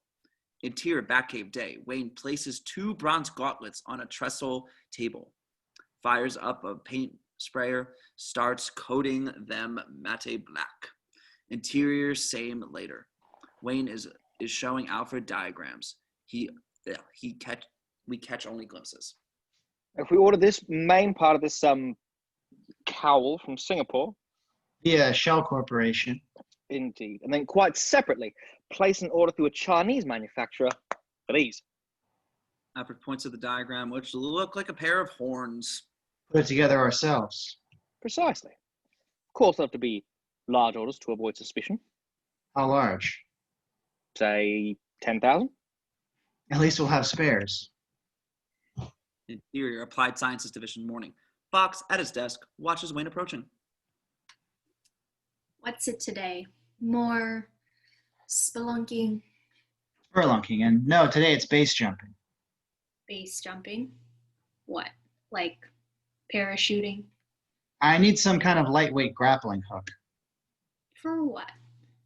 Base jumping's illegal. You can't just take the elevator. Fox shakes his head at Wayne, gets to his feet, they sit. We've got suction pads, grapples. Any good? Nope, but this thing's pretty neat. Fox pulls out a box, inside a bronze grappling gun and harness. Pneumatic, magnetic grapple, monofilament tested to 350 pounds. Wayne feels the weight. It is light, strong. He picks up the harness that goes with it. Shoulder straps with the wide, high-tech belt. Wayne shoves the back end of the gun into the belt buckle. It clicks into place. Too expensive for the Army? Fox takes it back from Wayne, sardonic. Guess they never talk about marketing to the billionaire, base jumping, spelunking market. Look, Mr. Fox, if you're uncomfortable. Mr. Wayne, if you don't tell me what you're really doing, then when I get asked, I don't have to lie. Don't treat me like an idiot. Fair enough. Fox looks at Wayne, thinking. Come on, I'll show you something. Interior, loading dock, Applied Sciences Division later. Fox hands Wayne a sheet of black fabric. Notice anything? Wayne examines it, shrugs. Fox puts on a glove. Memory fabric. Dual layer polymers with variable alignment molecules. Flexible, ordinary. Put a current through it. Fox grabs the fabric, which instantly pops into a rigid shape of a small one-man tent. Wayne raises his eyebrows. The molecules align and become rigid. Wayne pushes Yeah, that happens. on the Wayne pushes on the tent, feeling its strength fascinated. What kind of shapes can you make? Fox releases the tent, which constantly collapses. It could be tailored to any structure based on a rigid skeleton. Wayne lifts the black fabric, flicking it in a whipping motion. Thinking, then he sees something, some kind of vehicle covered by a tarp, huge tires visible. What's that? Fox, a twinkle in his eye, rolls out the memory fabric. The tumbler? Oh, you wouldn't be interested in that. Oh boy. Wayne shoots Fox a look, and we, point of view, racing along inches above a test track. Interior tumbler on the test track moments later. Wayne pilots using aircraft-like control sticks. Fox in the passenger seat hangs on. Wayne pushes the vehicle. The tumbler shoots past, low and wide, a cross between a Lamborghini and a Humvee. Sandy camouflage, stealth angled paneling, and variable angle flaps across the back. Fox shouts over the noise of the engine. She was built as a bridging vehicle. You hit that button. No, not now. It boosts her into a rampless jump. In combat, two of them together jump a river, towing cables. Then you run a Bailey bridge across. Damn bridge never worked, but this baby works fine. Wayne inspects the cockpit. A forward-slung gunner's driving position between their legs, video screens, electronic controls, windows with heads-up display. Wayne accelerates. The tumble tears down the straightaway, skids to a halt. Interior tumbler continuous. Here it comes. Fox jolts with the stop, turns to Wayne. A little green. What do you think? Wayne turns to Fox with a slight smile. Does it come in black? Interior Batcave day. Wayne takes the high-tech harness for the grapple and cuts off the shoulder straps, leaving a belt with sliding attachments. Interior same later. Wayne lifts a gloved hand, metal contacts on the fingertips. With his other hand, he picks up a fabric glove, ribbons dangling through each finger. He thrusts the gloved hand into the fabric glove. The ribbons shoot out, rigid finger extensions with his skeleton of a bat wing. Wayne fans the projections, testing. Interior, Batcave. Later, close on the cowl, black with a slight graphite sheen. Dramatic, iconic, even without its ears. A baseball bat smashes into the crown, cracking into two. Alfred picks up the pieces off the table, frowning. Problem with the graphite mixture, apparently. Next 10,000 will be up to specifications. Wayne looks up from adjusting a servo-mounted microphone. At least they gave us a discount. Quite. In the meantime, might I suggest, sir, you try to avoid landing on your head? Wayne shoots Alfred a look, then fits the microphone into the horn-shaped ear from the cowl. Interior same later. Wayne grinds metal at the lathe. Alfred approaches with a thermos. Wayne stops grinding, blows on his handiwork. Why the design, Master Wayne? Alfred indicates the steel carved into a bat wing. A man, however strong, however skilled, is just flesh and blood. I need to be more than a man. I need to be a symbol. Why the symbol of the bat? That's frightened me. And it's time my enemies shared my dread. Wayne tilts the crude batarang, watching light dance across the brushed steel. He throws it whistling into the darkness. Interior, Falcone's club, dock area, night. Judge Fallon sits sandwiched between two girls, drink and cigar in hand. He looks up. Carmine, where are you going? Falcone is is putting his coat on. Duty calls. You have yourself a good time, Judge. Falcone turns to the club manager, leans in. If he's too cheap to get a hotel, at least make him take his car around to the alley. No class. Exterior docks continuous. Down in the stacks, thugs unload boxes and open container. Headlights light them up. Everyone freezes. A sedan pulls up. Flash emerges. Approaches one of the thugs holding a box. Opens it. Yanks out a stuffed toy. Cute. Flash rips open the toy. Pulls out a plastic package from inside. Oh, what we have here? What have we here? Nobody reacts. Flash hands the toy back to the thug. Carry on, gents. Flash heads into a massive warehouse to a set of offices. Interior office docks continuous. Flash enters. Falcone sits at a desk. You believe this hump? Flash? He indicates a thin man opposite. Flash sits. Problem. Crane here is making insinuations. The thin man, Jonathan Crane, leans forward, a cold presence. Insinuations. Well, let me be clear. You stepped on the last shipment before you delivered it to me. You cut it with baby powder and rendered it useless for my purpose. Falcone stares at the slight man. Ooh, incredulous. No, Yeah, Falcone that's stares at the slight man incredulous. That's weird. Flash, tell this guy what happens to people who talk to me this way. Exterior Falcone's club dock area continuous. Judge Phelan stumbles out of the club with the girls. They pile into the waiting limo. The club manager gestures to the driver to pull around into the alley. Exterior alley dock area continuous. The limo idles in the alley. Interior limo continuous. The driver picks his ear. The partition is closed. The driver examines his finger. Wham! A black shape lands on the hood. A driver's eyes goes wide as smash. A black gloved fist shattered the windscreen and grabs the driver's neck. In the back, Phelan sits bolt upright. The girls look around, alarmed. The partition slowly lowers, revealing Batman. Crouches like a dark animal on the hood. The girls scream. Exterior alley continuous. The homeless man looks up from the brazier, curious. He sees a dark shape on the hood of a limo, a long black cloak billowing out behind it. Screams echo throughout the alley. Interior limo continuous. Phelan scrambles back into his seat, whimpering. Eaten well. That Gotham is starved. Batman's eyes stare out at the black cowl at Phelan. This changes tonight.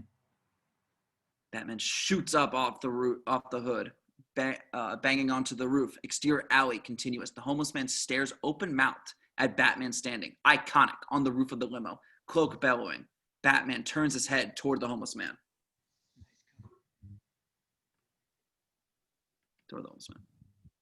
And flies up to the limo, disappearing into the shadows high above. The homeless man looks down at his coat, then back up to the shadows.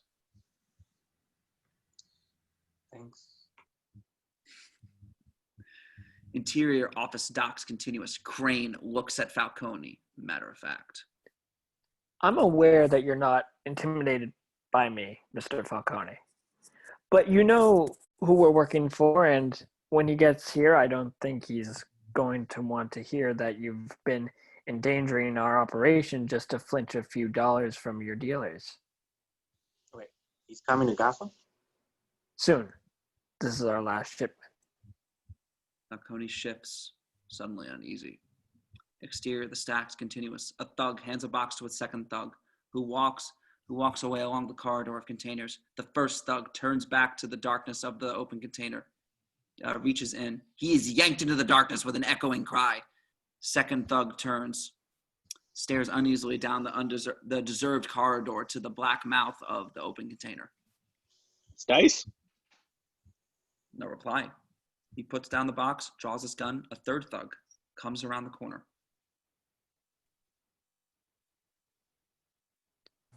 Come on, we gotta. He sees the second thug's gun, draws his own. They move cautiously toward the open container. Exterior, the stacks continuous. The thugs peer into the darkness of an open container. Behind them, a lamp hanging above the corridor shatters. The thugs turn, startled to see another lamp shatter and go dark. Then another and another. Darkness advancing toward them. Interior, office docks, continuous. Falcone lifts his hands in a gesture of peace. There's no need to argue. You can just test the stuff here and now. Oh, that's not me. There's no need to argue. You can just test the stuff here and now.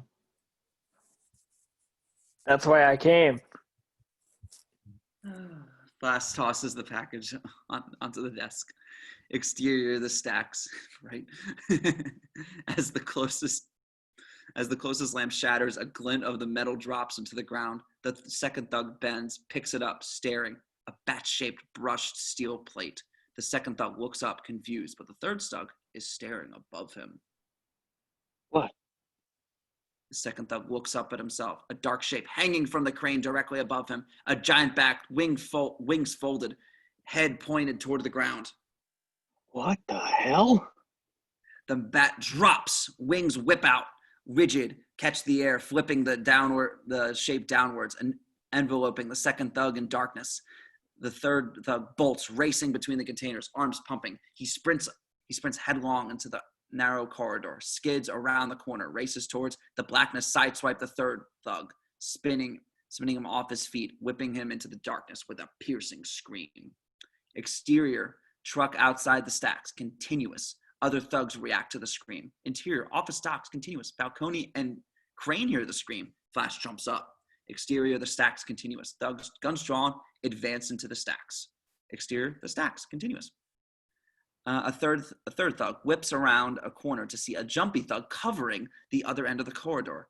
The fourth thug nods, steps backwards, movement in the shadow behind him. Batman is already in frame. His arm flashes forward with his cloak, wraps the thug's neck, yanks him backward into the shadows. Jumpy thug sees the other thug disappear. He opens fire, strobing the stacks, revealing indistinct glimpses of movement.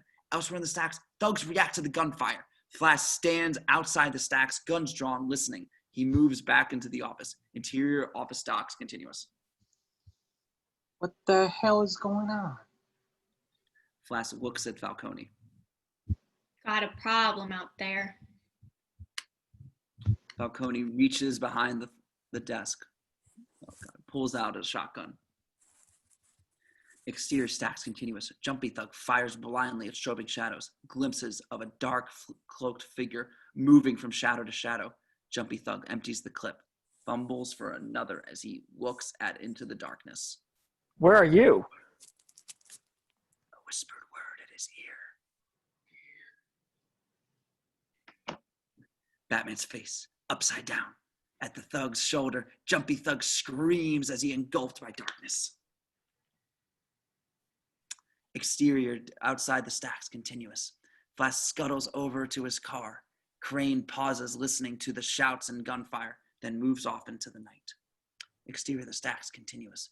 Falcone advanced through the stacks, shotgun in hand. He rounds a corner to find 5 thugs, various weapons in hand, in a loose defensive ring, peering into the darkness. A shadow drops into the center of the ring. Thugs turn, shouting. One swings a chain, another a knife. Batman ducks the chain, sweep kicks the knife wielder to the ground. Chain swings again. Batman jumps up, one leg low to let the chain wrap around his ankle. Batman kicks his leg sideways, ripping the chain from his owner, then headbutting him down. And Batman spins his chain-wrapped leg in a roundhouse kick, whipping 3 thugs behind him in the fade with the chain. All 3 go down. The rest of the unconscious are gone. Batman stands there, long cape bellowing out to one side. The chain slides from his leg. Falcone is behind him, shotgun aimed dead at Batman's head. What in God's name are you? Batman opens his hand, revealing 2 shotgun cartridges, then turns, bellowing, cape wrapping around him. Dun, dun.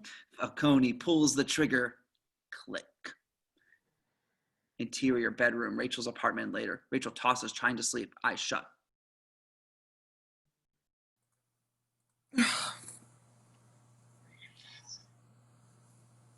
Rachel bolts upright, grasping at her bedside table.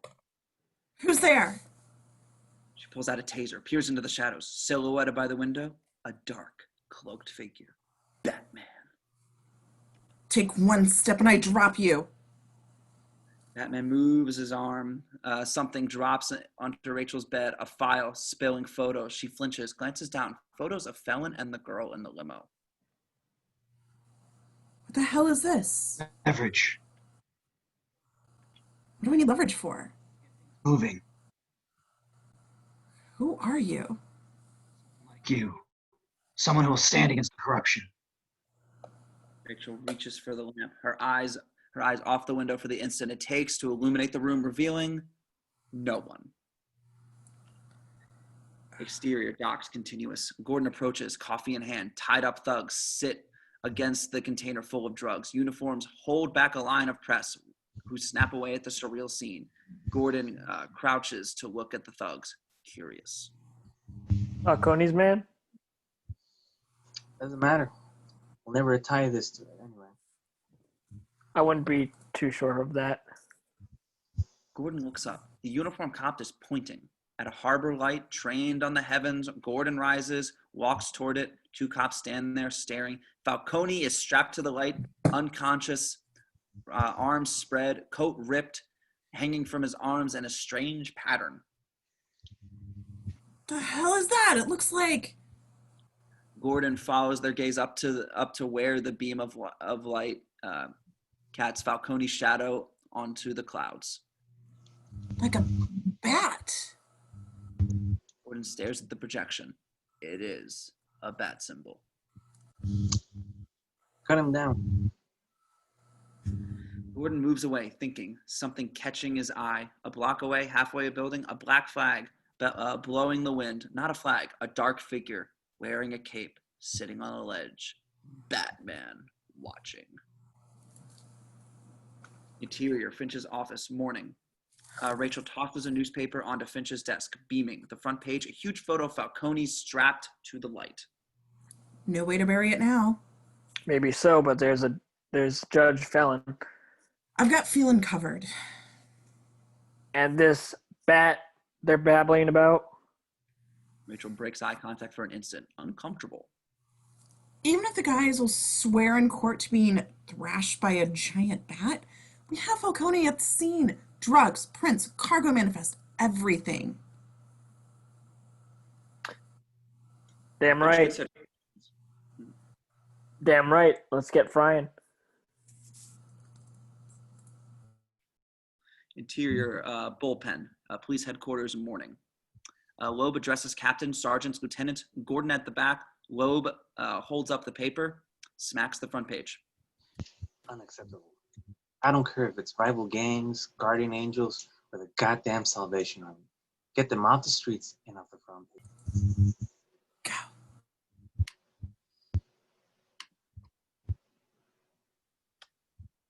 Oh, go ahead, Loeb. You Wait. can start from unacceptable. Am I reading both of them, or am I just reading for Captain Simpson? Walter Scott Simpson, you're low. Cool, cool. Okay.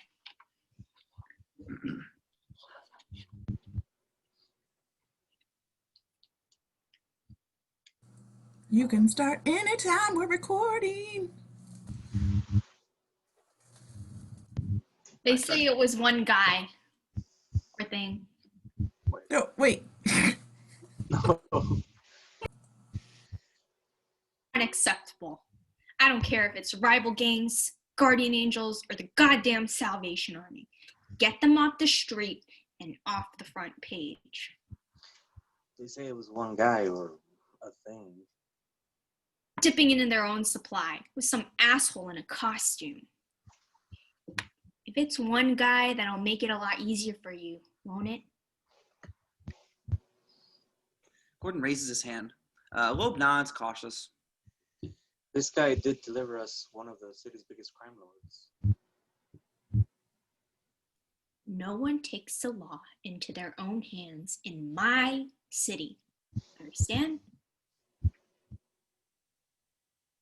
Interior master bedroom, Wayne Manor, day. Alfred opens the curtains. Wayne wakes, squinting. Bats are nocturnal. That may be, but even for billionaire playboys, 3 o'clock is pushing it. Price of a leading double life, I fear. Alfred puts down a tray of water, fruit, and newspaper.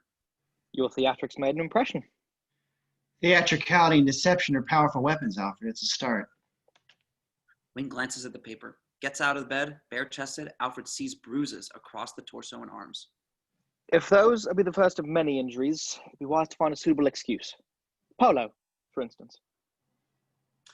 Wayne throws Alfred a look. I'm not learning polo, Alfred.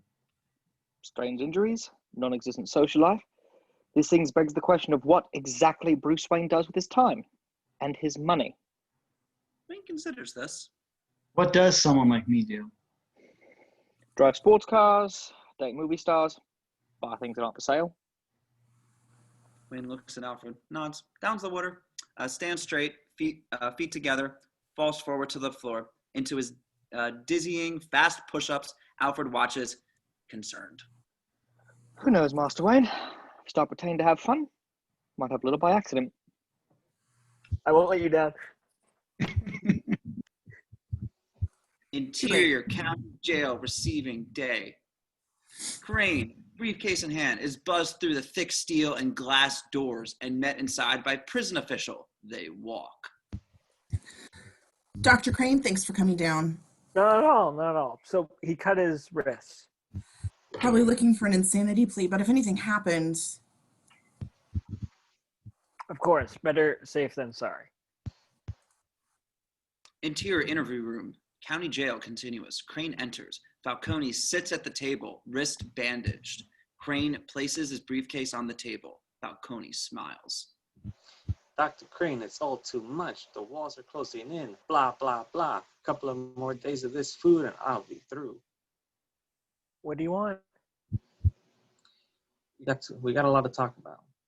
Such as... Such as how you're going to conceive me to keep my mouth shut. About what? You don't know anything. I know what. I know you wouldn't want the cops taking a closer look at those drugs they seize. Crane reacts to this. Falcone smiles, enjoying the reaction. I know about your experiments on the inmates at your nut house. I don't get into business with someone without finding out their dirty secrets. Those goons you hire, I own the muscle in this town. Falcone leans forward, looks Crane in the eye. So what? I have been bringing in hidden my drugs, Crane. If he wanted you to know, he'd have told you himself. Falcone shifts slightly. I've been smuggling your stuff in for months. So whatever he's got planned, it's big, and I want in. Crane studies Falcone, considering size. I already know what he'll say. That we should kill you. Falcone leans forward, glaring at Crane with contempt. Even he can't touch me in here. Not in my town. Crane shrugs, leans forward, pops the locks of his briefcase, smiles at Falcone. Crane reaches into his briefcase. Inside is a breathing apparatus attached to a burlap sack mask.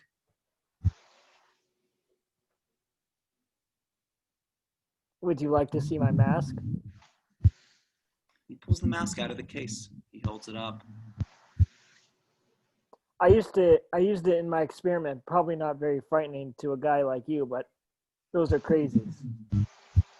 Falcone stares at Crane, uneasy. Crane puts on the mask. It is a sack with eye holes and twine stitching for a mouth. They can't stand it. So when did the nut take over the nut house? Whoomp! A cloud of white smoke shoots out of Crane's briefcase. Falcone pushes his chair back, coughing, surprised. They scream and cry. Falcone looks up at Crane in his mask. Throughout Falcone's eyes, tiny lizard tongues flick out of the eye holes in Crane's mask. much as you're doing now. Crane towers over Falcone, flaming eyes and flaming mouth. Falcone screams. Interior corridor outside interview. Moments later, Crane emerges with his briefcase. The prison official hovers outside. Screams echo from inside the room. Oh, he's not faking that one, not that one. Mask off. The prison official nods gravely. Crane leans in. I'll talk to Judge, see if I can get him moved to the secure wing of Arkham. I can treat him here. Exterior, Arctic Ocean day. A Coast Guard helicopter touches down on the back of a heavily damaged, deserted cargo ship. 2 Coast Guardsmen with flashlights jump onto the back of the ship to take a look around. Baffled, the deck is lined with holes. The Coast Guardsman shines his light into a massive hole. Interior, Earl's office, Wayne Enterprises, afternoon. Earl is at his desk. An executive walks in, troubled.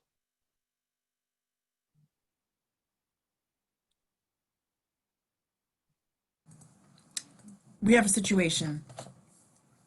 What kind of situation? Coast Guard picked up one of our cargo ships last night. Heavily damaged, crew missing. Probably dead. What happened? Ship was carrying a prototype weapon, microwave emitter. Exterior, airbase, morning, flashback.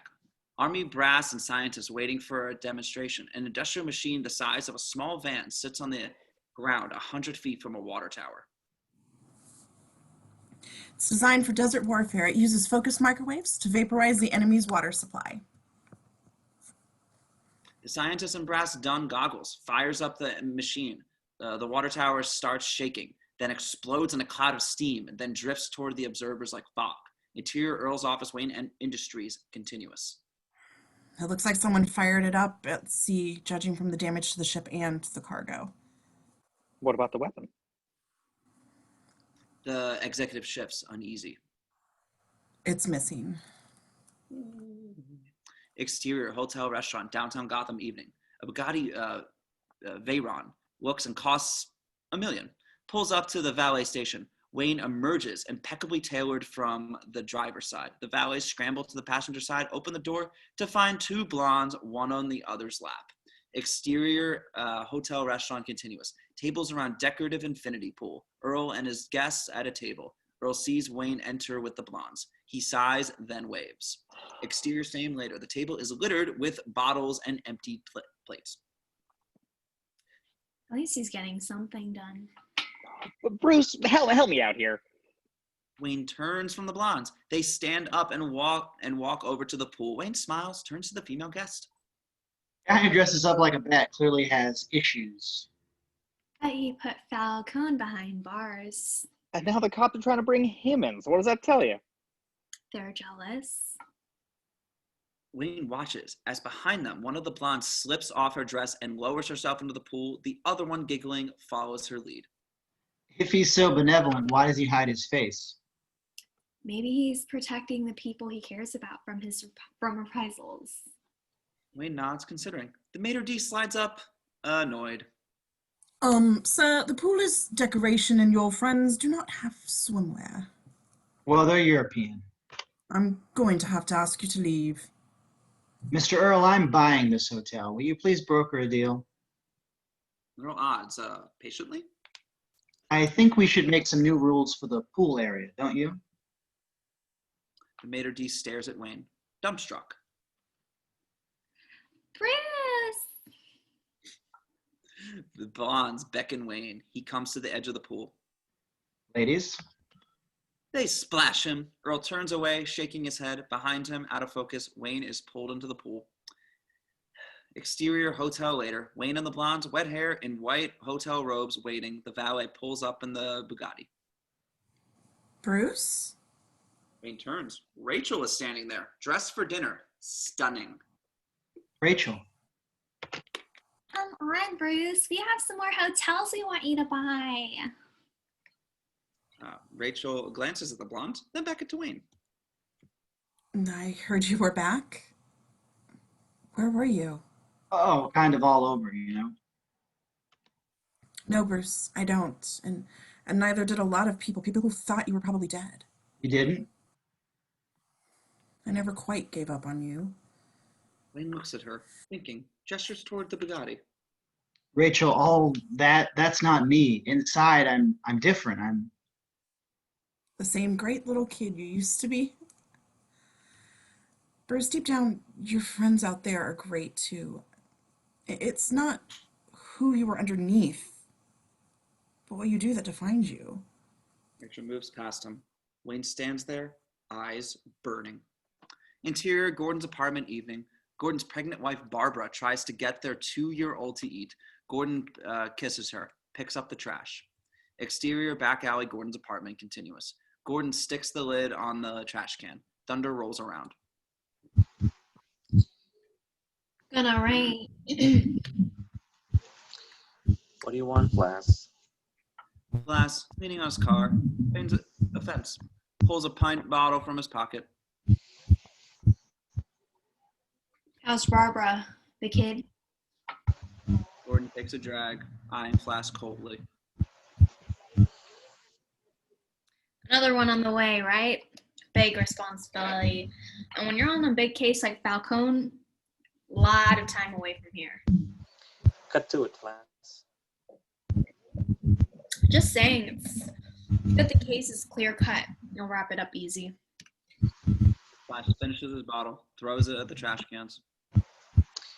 You come around here making threats, pretend to be liquor up. Tells me you're scared.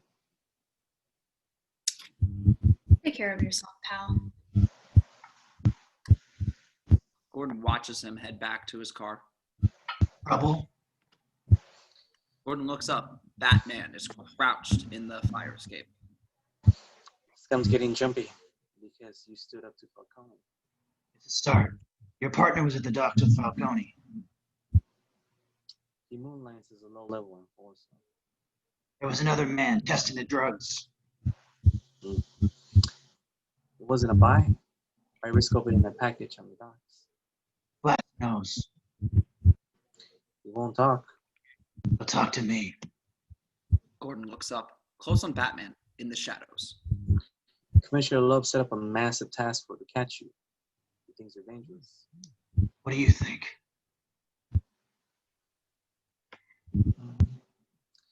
I think you're trying to help. Gordon looks up, but Batman is gone.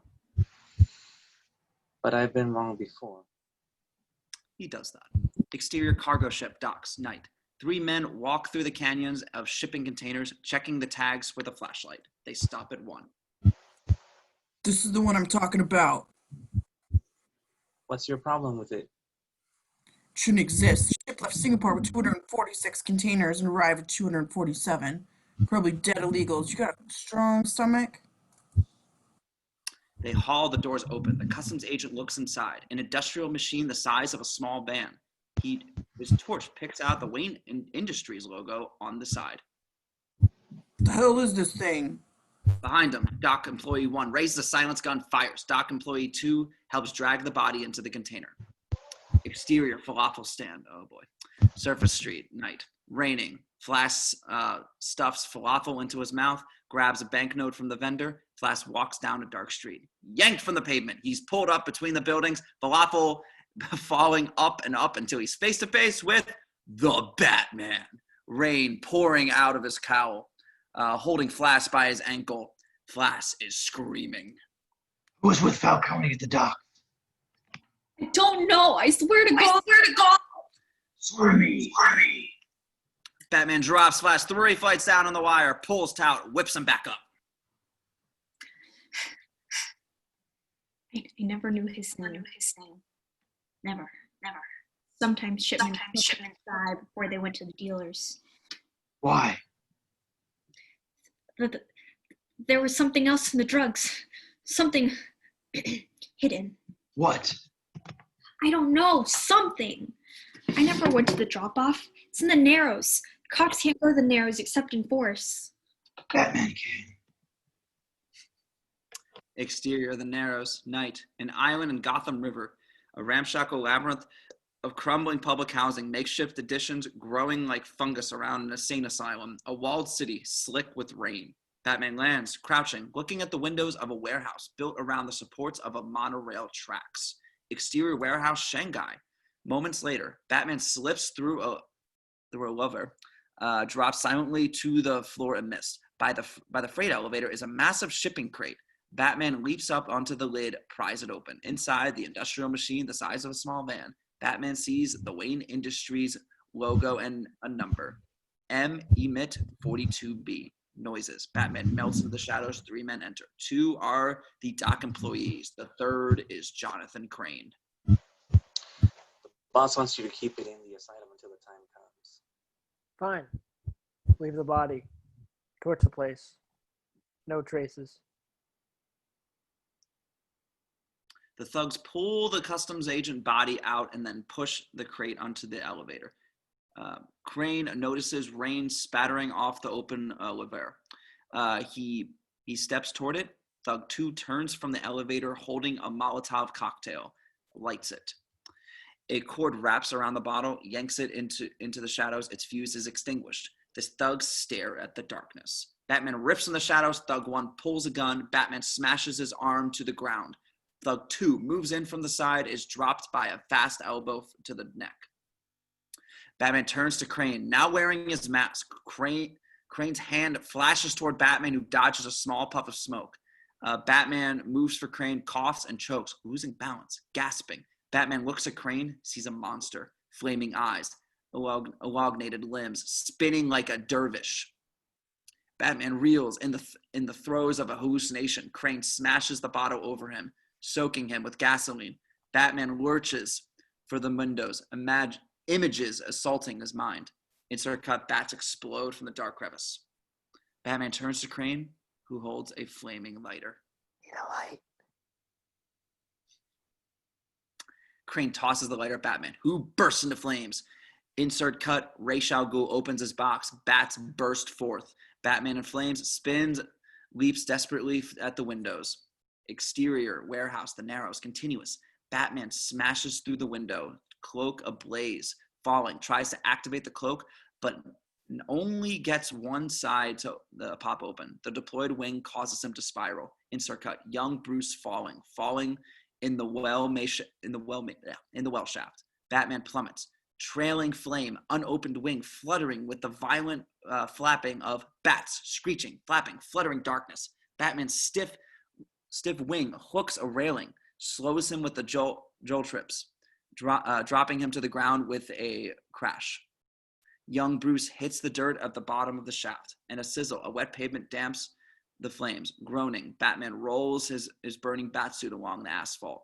Batman, smoldering, lurches into the alley, raises his grapple gun, fires up the enclosed roof, rides up, punches his way through the wire and metal, crawls into the back, staring up at the skyscrapers of Gotham, rain blurring his vision. Insert cut, young Bruce watches his father crumble. Batman fumbles at his belt, pulls out a tiny phone. Alfred. Interior rolls later. Alfred drives, looks through the rearview mirror at Batman, who lies in the back, flinching at invisible antagonists. Blood. Alfred, blood. A sample. Take a sample. Poison. To Batman, the car is filled with bats. Metastoffel rises.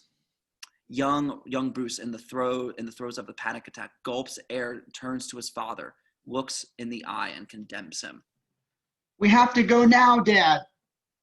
Young Bruce drags his parents from their seats. Interior master bedroom, Wayne Manor, morning.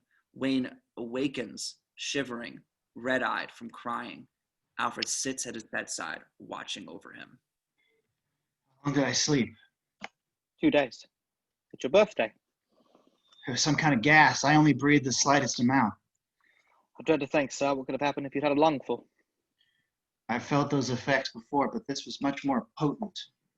I took a blood sample and sent it to the laboratory known both discreet and prompt blood work.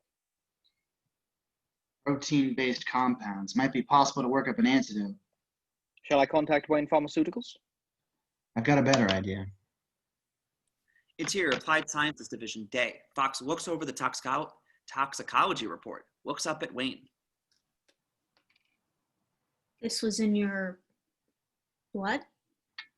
It's some kind of weaponized hallucinogen, administered in aerosol form. Mr. Wayne, you are definitely hanging out at the wrong clubs. Could you synthesize an antidote? Well, the hallucinatory compounds can be balanced, but this receptor's compound never seen before. So you can.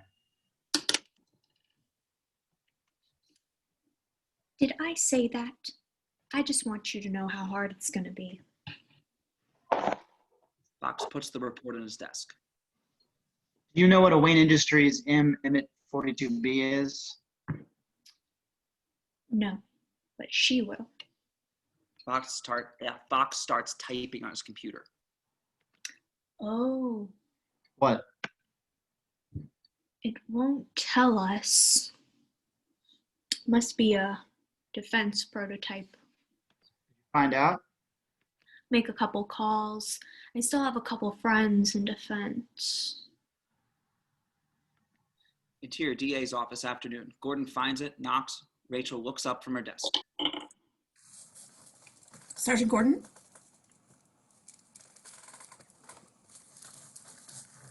Sergeant Gordon, is that you? Yeah, Counselor. Thanks for seeing me. Gordon enters, shuts the door behind himself. Will Finch go to the distance on Falcone? He'll have to because of the press. What about Josh Phelan? One gave me leverage. Who? I'd rather not say. There's a loose thread on the Falcone case. I want you to see what Unreveal's hired up. I'm told you can be trusted. Who told you that? I'd rather not say. Rachel looks at Gordon, sizing him up.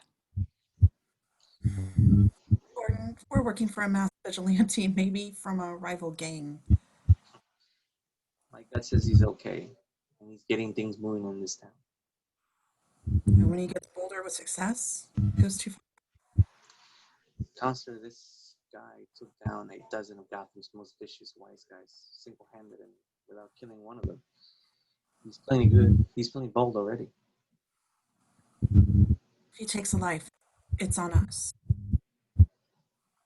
Gordon looks at her, nods. A knock at the door. Wayne puts his head around the door. Rachel stares at him. I'm sorry, I'll come back. I was just leaving, Mr. Wayne. Sorry, Gordon. Sorry. No, I just recognized you from your pictures. Wayne nods. Gordon looks at Rachel, nods goodbye. What do you want, Bruce? I wanted to invite you to a party. Oh, party, great, just what I need. Today's my birthday, and I wanted to apologize. You don't owe me an apology, Bruce. You are who you are. It's simple. I don't have the right to expect anything more. I thought you could never quite give up on me. Was the party at the house? I miss it. I hate the place. I'd tear it down if I could. Bruce, don't say that. The place is nothing without the people who made it what it was. Now there's only Alfred. And you? Rachel looks at him. An assistant sticks her head in. It's Falcone. They moved him to Arkham Asylum on suicide watch. Who authorized that? Judge Bentley, on the advice of head psychiatrist Dr. Jonathan Crane. Get Crane there right now. Don't take no for an answer. And call Dr. Lehman. We'll need our own assessment on the judge's desk by morning. He just nods, leaves. Rachel heads for the door. I guess I won't make your party. You're going to Arkham now? It's in the Narrows, Rachel. Rachel You gives have him a yourself look. a great time. Some of us have work to do. She hurries past him, stops, turns, looks at him, softer. Happy birthday, Bruce. She races down the steps. Wayne watches her go, thinking. Interior main hall, Wayne Manor, later. Wayne hurries through the hall, Alfred in pursuit. Tables of food and decoration fill the hall. Master Bruce, the guests will be arriving. Keep them happy until I arrive. Tell them that joke you know. Wayne hurries off. Alfred watches him go, exasperated. Interior study continuous. Wayne steps to the piano, hits 4 notes. The bookcase swings open. Wayne steps through. Interior stone staircase continuous. Wayne descends, arrives at the top of the wrought iron spiral staircase, steps into the dumbwaiter at its center. Wayne pulls a lever, releasing the lift, which plummets down the center of the spiraling stair. Interior Batcave continuous. The lift hits the bottom with a great rattle of crimes. Wayne moves to the padlocked box, opens it. The bat suit hangs there, a phantom, black eyes staring back at him. He reaches for it. Exterior Arkham Asylum, the Narrows, evening. Rachel's car crosses the bridge to the Narrows. Interior Crane's office, Arkham Asylum. Moments later, Rachel sits in the front of Crane at his desk.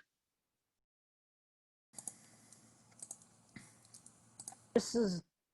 Dotson, there's nothing to add to the report I filled with the judge. Well, I have questions about your report, such as, is it unusual for a 58-year-old man with no history of mental illness to have a complete psychotic break? Yes, but this is a mental asylum for the criminally insane. The unusual is usual here.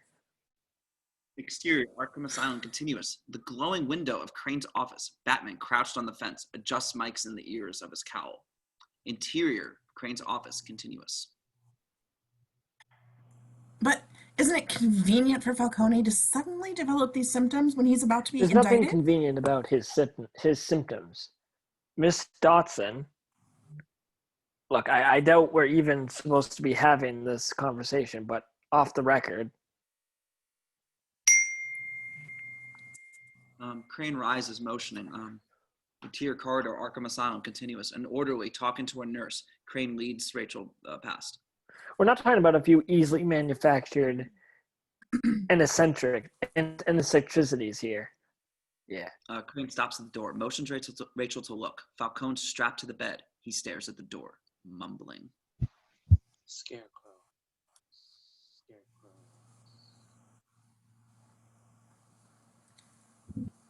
What's Scarecrow? Patients suffering delusional episodes often focus their paranoia onto an external tormentor, usually in comforting to the Judgian archetypes. In this case, a scarecrow. Exterior, Arkham Asylum, continuous. Batman, upside down, clings to the wall above the window at the end of the corridor. He racks audio focus through the orderly's conversation, settling on Crane's voice. Interior, corridor, Arkham Asylum, continuous. Rachel looks at Falcone, mumbling, delusional. He's drugged. Psychopharmacology is my primary field, if I got that name right. I'm a strong advocate. Crane turns to Falcone. Psychopharmacology is fascinating, yes. Outside, he was a giant. In here, only the mind can grant you power. You enjoy the reversal. I respect the mind's power over the body. It's why I do what I do. And I do what I do to put the scum like Falcone behind bars, not into therapy. I want my own psychiatric consultant to have full access to Falcone, including blood work to find out exactly what you have him on. Crane stares at her, shrugs. Interior elevator, continuous. Crane steps in, Rachel follows. He puts a key into the panel. First thing tomorrow, then. Tonight, I've already paged Dr. Lehman over at County General. Crane turns the key. As you wish. Thank you, Wesley. The elevator descends. The doors open onto interior deserted wing, sublevel Arkham Asylum, continuous. A long, decrepit corridor, water dripping, clearly disused. Crane steps off the elevator. Rachel follows, perturbed. Interior, abandoned refectory, continuous. Rachel follows the Crane into the vast room. Tables stretch off into the room, covered in bags of powder, scales, aluminum barrels, and dozens of inmates working with the powder, refining it. Armed thugs look up, curious. Crane surveys the room. This is where we make the medicine. Perhaps you should have some. Clear your head. He turns, but Rachel is gone. Crane smiles. Interior, derelict corridor, disused wing, continuous. Rachel races into the elevator. Interior, elevator, continuous. Rachel hits the second floor button. Nothing. She hits all the buttons. Floor, all dead without the key. The door opens. Opens to Crane's masked face. He reaches out. Boo. A small puff of gas sprays from his sleeve. Rachel recoils, coughing, choking. She looks up at Crane. The eye holes of the burlap masks are flaming. Rachel screams. Interior, abandoned refectory. Arkham Asylum, continuous. The thugs drag Rachel into the room. The inmates stare blankly, clearly drugged. Crane turns Rachel's reluctant face to look up at his mask. She gulps, panic breaths. Who knows you're here, Rachel? Who knows you're here? Who knows? Rachel pulls away, burying her head in her arms. The lights go out. The thugs look around, unnerved. Crane pulls out his mask. Pulls off his mask. He's here. Who? The Batman. The thugs exchange nervous glances. What do we do? What anyone does when a prowler comes around. Call the police. The first thug looks up at Crane. You want the cops here? At this point, they're irrelevant, but the Batman, he has a talent for distribution. Let the cops wrangle him. Force him outside the police. We'll take him down. Get him out of here. What about her? She's gone. I gave her a concentrated dose. The mind can only take so much. Things they say about him. Can he really fly? Exterior, Arkham Asylum, continuous. Batman's cape flutters as he swings down 2 stories, landing at the high windows of the derelict corridor. Interior, abandoned refectory, continuous.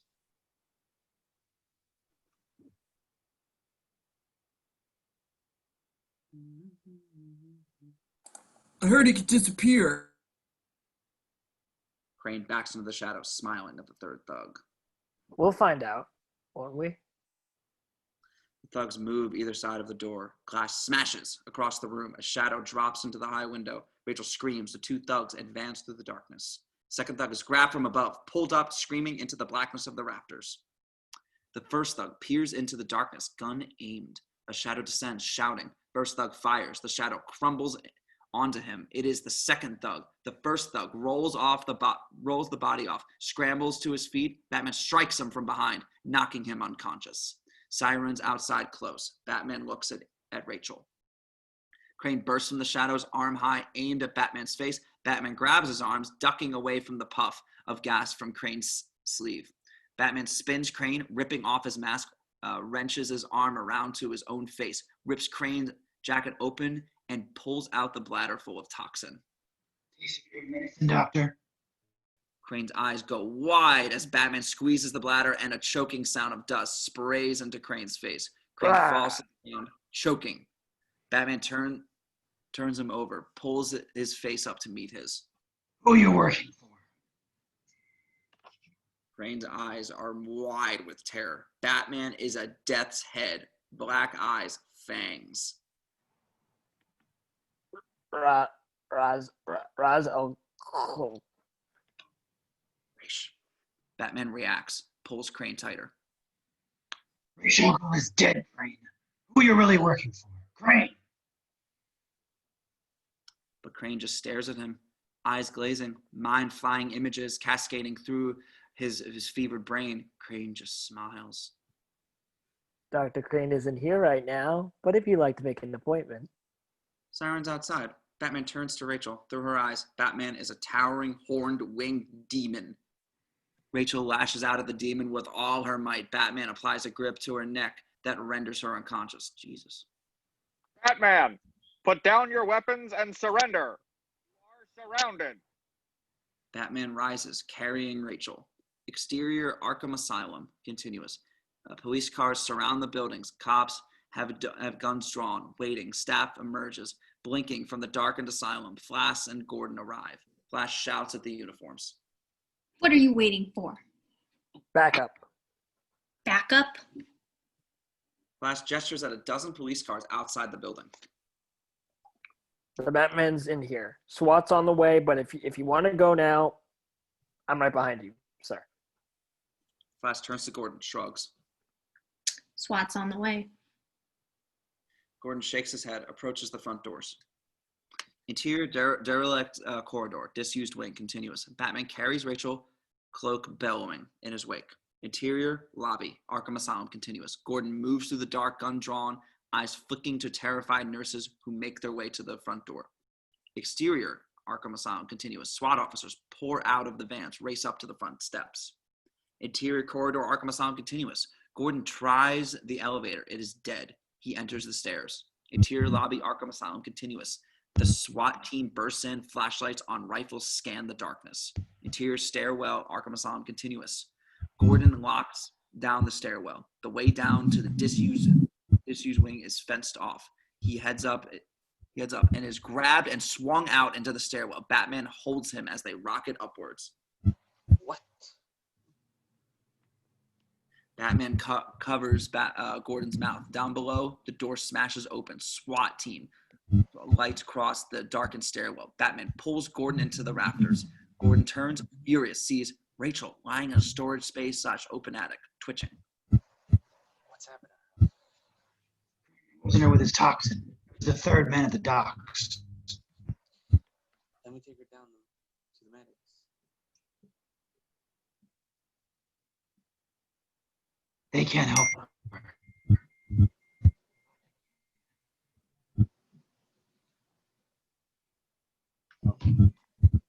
The lights come on.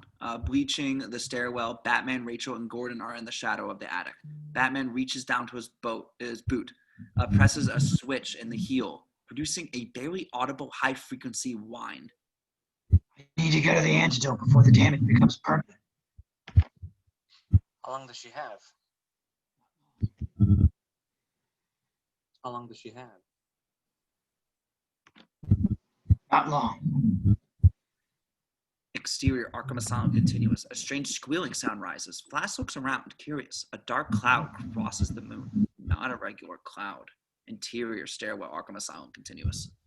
Get upstairs. Meet me in the alley on the narrow side. How will you get out? I called for backup. Crane's been refining his toxin, stockpiling it. What was he planning? I don't know, but he's been working for someone else. Gordon frowns at the loud squealing noise. What is that?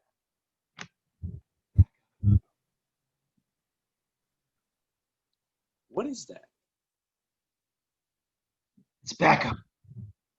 Exterior, Arkham Asylum, continuous. Flash screams. Cops dive for cover as bats, thousands upon thousands, descend on the asylum, heading for the windows. Interior corridor, Arkham Asylum, continuous. Windows shatter inwards as bats pour into the building. Exterior, Arkham Asylum, continuous. Gordon covers Rachel as he carries her down the steps. Interior, Arkham Asylum, continuous. Bats flood into the bright stairwell, soaring up past the cowering SWATs. A black mass rising, darkening the stairwell. Batman amidst the bats, calm, pulls the sounder out of his heel, leans over the stairwell and drops it. And bats cyclone down the stairwell, following the signal. Batman jumps into the center of the black cyclone, hidden, falling. Interior corridor, Arkham Asylum, continuous. Batman opens his cloak with a jolt, lands hard. He moves calmly through the bats, slipping past cowering SWATs, moving past cell doors. Inmates stare wide-eyed out of the windows as he passes. Batman turns to a cell door, pulls a small package out of his utility belt. Interior cell, continuous. 2 inmates flinch as the door lock blasts open and the door is kicked in. Batman strides across the cell between them. Excuse me. And blasts the window of their cell. He slides out. 1 inmate turns to the other. What'd I tell ya? Exterior, side street, continuous. Gordon lowers Rachel to the asphalt. She stirs. That's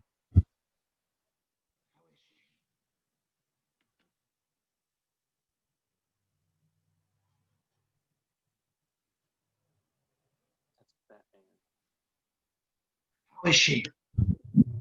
Gordon looks up to see Batman standing there. The searchlight from a chopper blasts them. Batman grabs Rachel. Gordon points back to the street. Take my car. I brought mine. Batman has disappeared into the dark end of the alley. Yours? Blinding headlights flare. A massive engine roars. Gordon dives out of the way as the Batmobile comes flying out of the darkness, tumbling out of the darkness. The metal-back muscularity of the stealth finished car blows by. Gordon's jaw drops. I gotta get me one of those. Mm-hmm.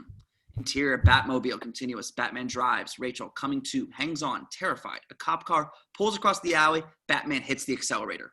Exterior alley continuous. The Batmobile speeds toward the cop car. Interior cop car continuous. The cops gulp at the Batmobile, bracing. Exterior alley continuous. The Batmobile smashes into the cop car. A bound Batmobile over the cop car in a messy display of brute force. Exterior surface streets. The Batmobile tears left and accelerates down the street. Interior crushed cop car continuous. The cops are scrunched down. One of them grabs the radio. He's in the vehicle! Make and color? It's black! Tank! Tank?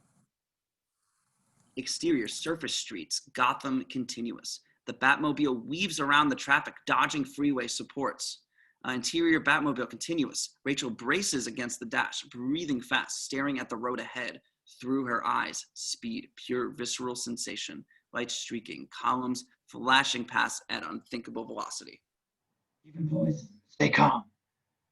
He looks at an intricate GPS display, then at the road ahead. Exterior surface streets, Gotham continuous. The Batmobile races along, jumps lights, nimbly dodging through the cross traffic. Two cars join the pursuit from the cross streets, lights blazing, sirens blaring. Interior Batmobile continuous. Batman spots the cops on a rear view monitor, flips a switch. Exterior surface streets, Gotham continuous. The Batmobile drops spike strips onto the road. The cop cars hit them, tires explode, rims light sparks as they grind, skidding sideways, one laying into the other. Up ahead, the Batmobile slaloms outside of the freeway supports, rolls over the sidewalk, nips back into the roadway. Interior cruiser continuous. An impatient cop is on the radio. At least tell me what it looks like. His eyes widen. The Batmobile roars past, a shadowy monster. Never mind. Exterior surface streets, Gotham. The Batmobile comes out from under the elevated freeway and is hit by a spotlight from the chopper. Interior Batmobile continuous. Batman glances at a row of buttons, each one a tiny screen showing different views. Batman pushes one. That view flicks onto the main display. Rachel is hyperventilating.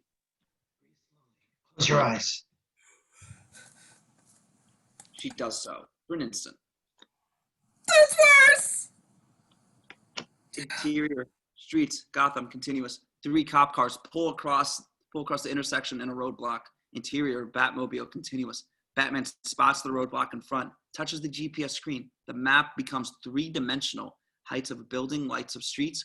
Batman skids into a turn. Exterior surface streets, Gotham continuous. The Bat skids through the entrance to a multi-level parking garage, taking out the ticket machine and barrier. Interior parking garage continuous. The Batmobile races upward through the structure. The car is enormous width, taking out pillars at every turn. An interior Batmobile continuous. Rachel flinches away from the pillars. What are you doing?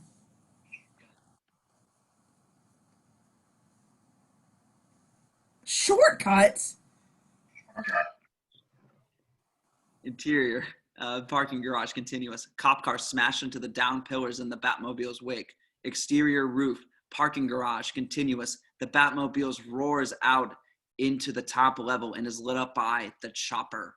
The Batmobile reverses into a spot marked compact, crushing the cars either side, then races forward. Cop cars emerge onto the roof, blocking the way down. The Batmobile screeches to a halt. Interior Batmobile continuous. Batman glances at his 3D GPS, then looks at Rachel.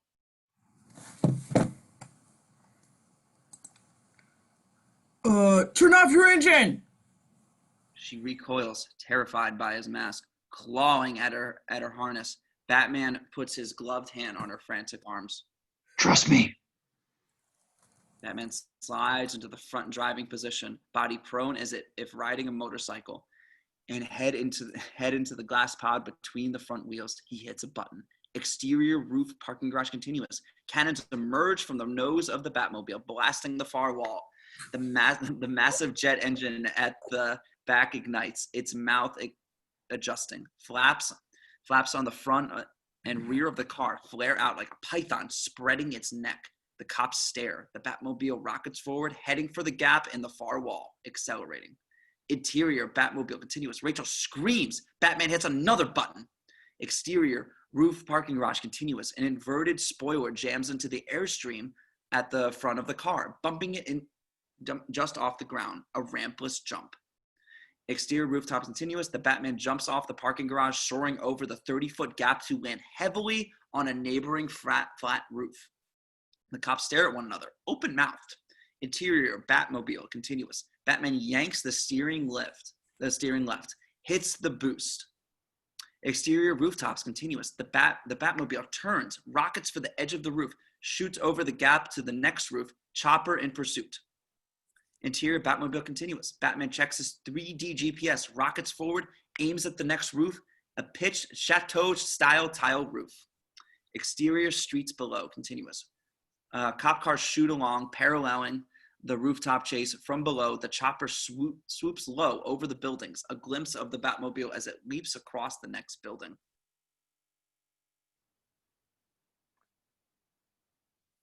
We got him. We're on him. We're on him.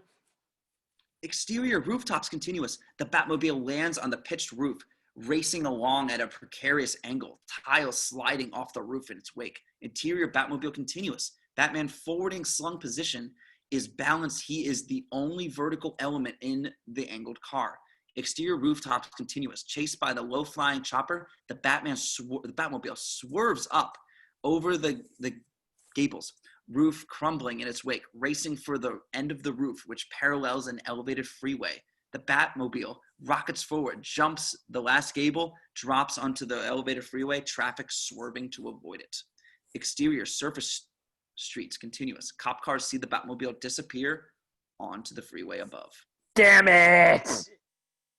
Interior Batmobile continuous. Batman display shows a radar sweep and plots a course through the differing speeds of the lanes. He pilots, leaning left and right like a motorcyclist.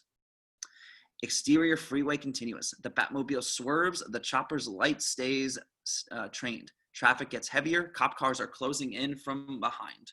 Interior Batmobile continuous. Batman lifts himself back into the rear driving position, throttles back, kills all the lights and the engine. Exterior freeway continuous. The Batmobile drops back, dark. The chopper loses it. The Batmobile cruises across the lanes, a wraith. Interior Batmobile continuous. Silence, but for the steady whine of the electric motor. Rachel breathes in a sudden quiet, eyes flickering. Exterior freeway heading out of Gotham.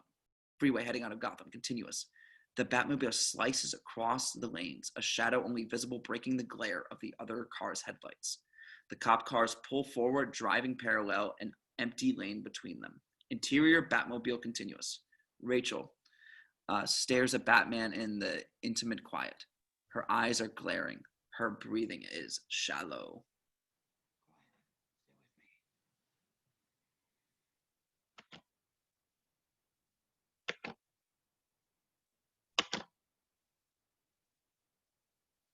Quiet. Stay with me. Interior cop car continuous. The cops turn to left to look at the other cop car. Where'd he? He sees between his car and the next a black shape. There he is! Interior Batmobile continuous. The spotlight hits the car. Batman hits a button. The main engine roars to life. Batman slips into the prone position, hits the boost. Exterior freeway continuous. The Batmobile shoots forward from between the two cop cars. Interior cop car continuous. The Batmobile's jet wash blasts the windscreen, shattering it. The cop throws his hands in front of his face. Exterior freeway continuous. The cop spins out of his lane, slamming into the ground rail as the Batmobile races ahead, weaving through traffic. The Batmobile slides into a tightly curving exit ramp, flies off the ramp, jumping onto the frontage road below. Interior Batmobile continuous. Batman kills the lights, running on night vision. Rachel's eyes flicker at the eerie green view of ghostly trees, her breathing faster and still more shallow. Hold on, just hold on. Batman yanks a lever. Exterior small turnoff continuous. A ground anchor digs into the ground, whipping the Batmobile right in a hard turn, down a small turnoff. The chopper loses the Batmobile, pursuing cop cars blaze past the turnoff. Interior Batmobile continuous. Rachel crying looks at the monster shapes of the trees, flickering. Jagging tree shapes spin past dizzyingly. Rachel! No reply. Up ahead, a lookout over a river gorge. Batman pushes the Batmobile, speeding toward the lookout. Rachel's glazed eyes register the danger. She twists, panicked. Exterior wooden path continuous. The Batmobile rockets off the edge of the lookout over the gorge, flying straight at the face of a waterfall. Interior Batmobile continuous. Rachel screams as they splash into the face of the waterfall. Interior caverns continuous, and emerge through the curtain of water into the Batcave. The Batmobile's ground anchors hook a steel cable, spinning an inertia reel bolted to the cave wall, yanking the car to a halt like a jet landing on an aircraft carrier. Interior Batmobile continuous. Rachel bounces in her seat, passed out. Interior Batcave continuous. The canopy of the Batmobile hisses open in 3 complex sections, like insect wings imploding. Batman lifts Rachel from the cockpit, steps onto the wet shale, carries her into the damp blackness of the caverns. Cloak bellowing in the wake, he heads for the glow of his work table, gently lays Rachel on the table, racks up the scaffold to his computer station. A container sits there with paperwork from Fox. Batman opens it, removes a vial. He plugs it into the pneumatic syringe, puts the syringe between his teeth, glides off to the scaffold, landing beside Rachel. He injects her in the biceps. Batman steps back, watching Rachel's breathing slow. Interior abandoned refectory. Arkham Asylum continuous. Gordon surveys the scenes. Cops and SWATs dig through the mess, interviewing inmates and sifting rubble. A detective sits in the cell doorway, examining Crane's mask. Crane is huddled in the corner, staring. Is he cooperating? Is he cooperating? If by cooperating you mean chewing his way through 3 sets of restraints, then yes, he's cooperating. Did we catch the Batman? Gordon tries not to smile. Nope. A cop hurries over. Sir, there's something I think you should take a look at. Interior derelict bathhouse. Arkham Asylum continuous. Tile baths and hydrotherapy equipment. A pool in the center. The cop leads Gordon to the edge. A massive hole has been dug through the bottom. Dozens of aluminum barrels sit alongside. Gordon climbs down, peers into the hole. A torrent of water runs at the bottom. Looks like they tapped the mains. Gordon looks at the dozen of aluminum barrels, realizing. Get me somebody at the water.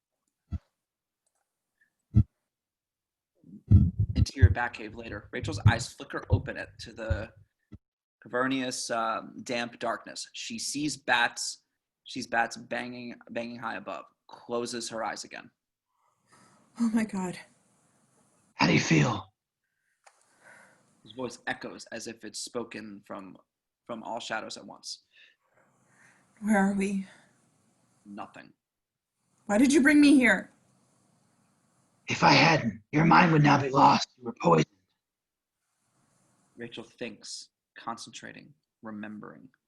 I remember nightmares. This face, this mask. Crane. It was Crane. Rich struggles off the table, trying to. I have to tell the police. We've got She slips. Batman is there, catching her.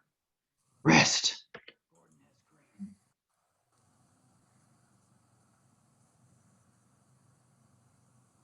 In his arms, she looks up at him. He lays her gently back onto the table, retreats into shadow. Sergeant Gordon, your friend? I don't have the luxury of friends. Rachel watches this dark shadow hover just outside the light. Why did you save my life? Gotham needs you. And you serve Gotham?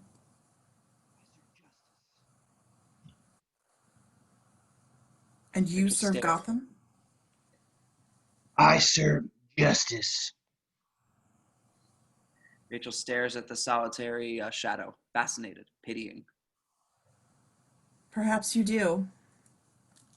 Batman steps into the light, holding a pneumatic syringe and 2 vials. Rachel stares at him. I'm going to give you a sedative. Wake up back at home.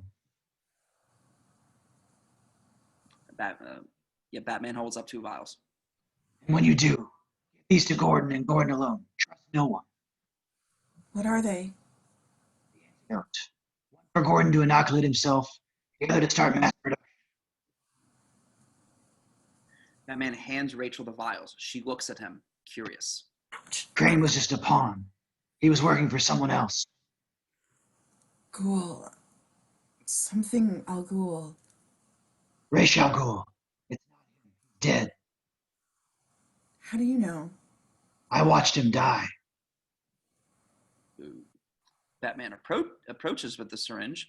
Rachel offers her arm. Batman injects her. Her eyes close. Batman removes his cowl.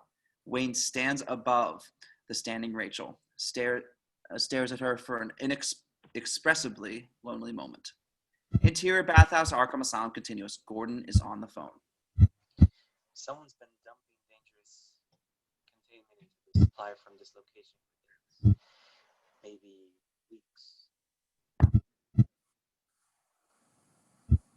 Can you hear me? Barely. Not really well. Okay. Yeah, it's just kind of loud in here. That's why I think it's catching sounds from everything and my neighbors and stuff. Where was it?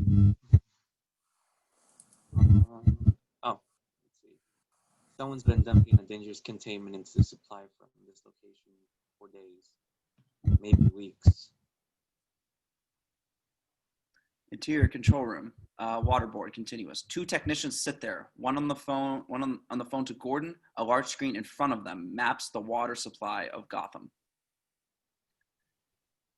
If that's true, then it's already spread through the whole system, but there's no one's reported any effects.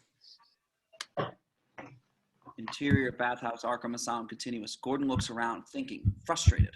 It must be like chlorine or fluoride, harmless to drink, but when you read it, it's deadly.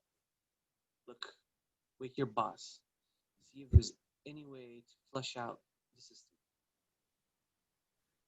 Gordon hangs up, frustrated, notices something. A large shipping crate. He turns to the cop.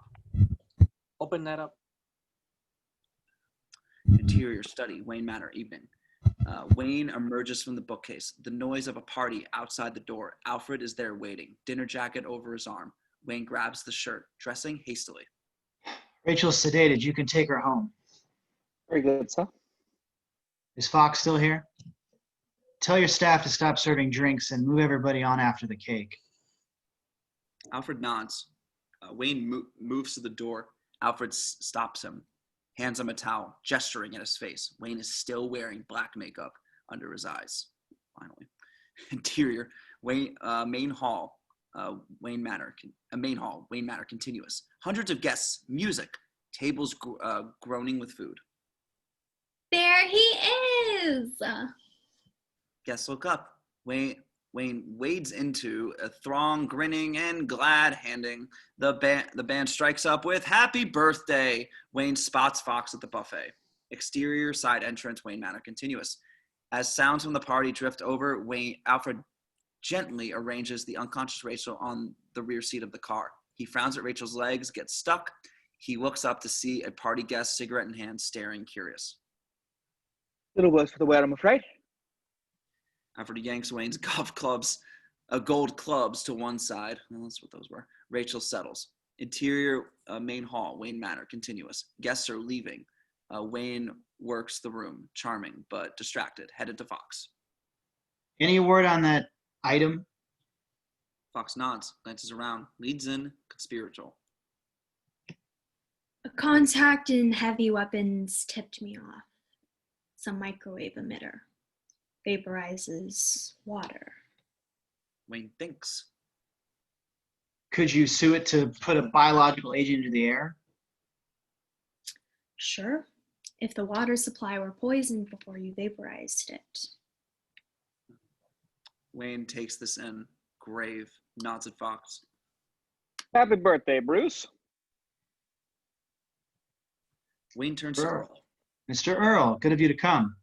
Yeah, not everybody thought you'd make it this far. Sorry to disappoint. How did the stock offering go?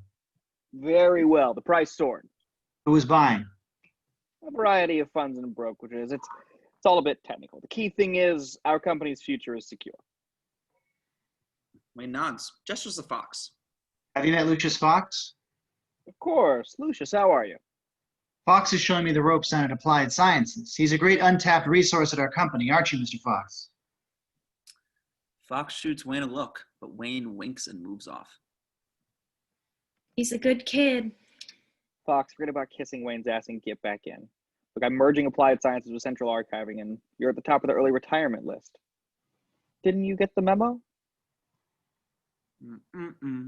Interior bathhouse, Arkham Asylum, continuous. Gordon and the other cops stare at the microwave emitter. What the hell is that? Gordon turns to the SWAT team members. I don't know. But nobody gets near it. Understand? We're closing the bridges, locking the whole island. Interior bedroom, Rachel's apartment, continuous. Rachel stirs, on her bed fully clothed, trying to remember a strange dream. She sees the 2 vials of antidotes sitting on her bedside table, hurries to her feet. Interior main hall, Wayne Manor, continuous. Wayne moves across the party, heading for the study. An elderly society dame grabs him. Bruce, there's somebody here you simply must meet. Mrs. Delane, I can't just now. She turns Wayne to face an Asian man in his 50s. Now, am I pronouncing it right?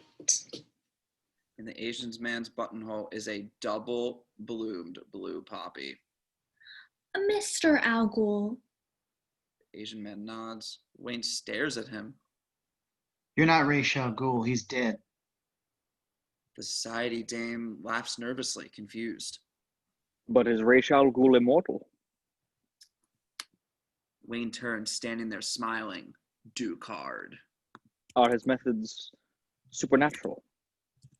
Or cheap parlor tricks to conceal your true identity, Ra's. Ducard, the real Ra's al Ghul, smiles acknowledgement. Surely you don't begrudge me dual identities. Ra's al Ghul walks Wayne through the dwindling party. I've been admiring your work, even as it's interfered with my plans. Ra's looks at Wayne with a tinge of sadness. You were my greatest student, till you betrayed me. Wayne notices certain guests staring at him, members of the League of Shadows. Wayne looks at the departing guests. Your quarrels with me, let these people go. As you wish. But they don't have long to live. Your antics at the asylum have forced my hand. Crane was working for you. This toxin is derived from the organic compound in our blue poppies. Crane was able to weaponize the compound. Brilliant scientist, but no visionary. He just wanted money and power. I told him the plan was to hold the city to ransom. But in fact... You're going to unleash Crane's poison on the entire city. And watch Gotham tear itself apart through fear. Exterior, bridge to the Narrows, Arkham Asylum continuous. Cop cars block the bridge. Police in riot gear come on horseback. Rachel argues with the police officer. Orders are no one crosses. Officer, I'm a Gotham City District Attorney with information relevant to this situation, so please let me pass. Rachel brushes past him. He follows, shaking his head. Interior library, Wayne Manor continuous. Wayne and Ra's enter. The library is empty of guests. You're going to destroy millions of lives. No. billions of lives. Gotham is just the beginning. The world will watch in terror as the greatest city falls. Anarchy and chaos will spread. Mankind will ravage itself. The species will be culled and balance will be restored. Planets will be saved for all species. Wayne stares at Raish, appalled. You're inhuman. Don't question my humanity, Bruce. When I found you in that fettered hole, you were lost. I saved you. I showed you a path and took away your fear. I made you what you are. And in return, you attacked me and burned down my home. Raish looks up at his men in the gallery, nods. The men start setting fire to the drapes. Since then, you've used my skills and techniques to interfere with my plans. Plans in which you were supposed to play a part. What part was that, Rish? To put my company at your disposal, to obtain your microwave emitter and plant it somewhere in Gotham? You were supposed to be Gotham's destroyer.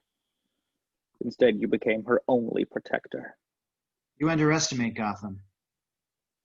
You underestimate Gotham's corruption. We have infiltrated every aspect of this city's infrastructure.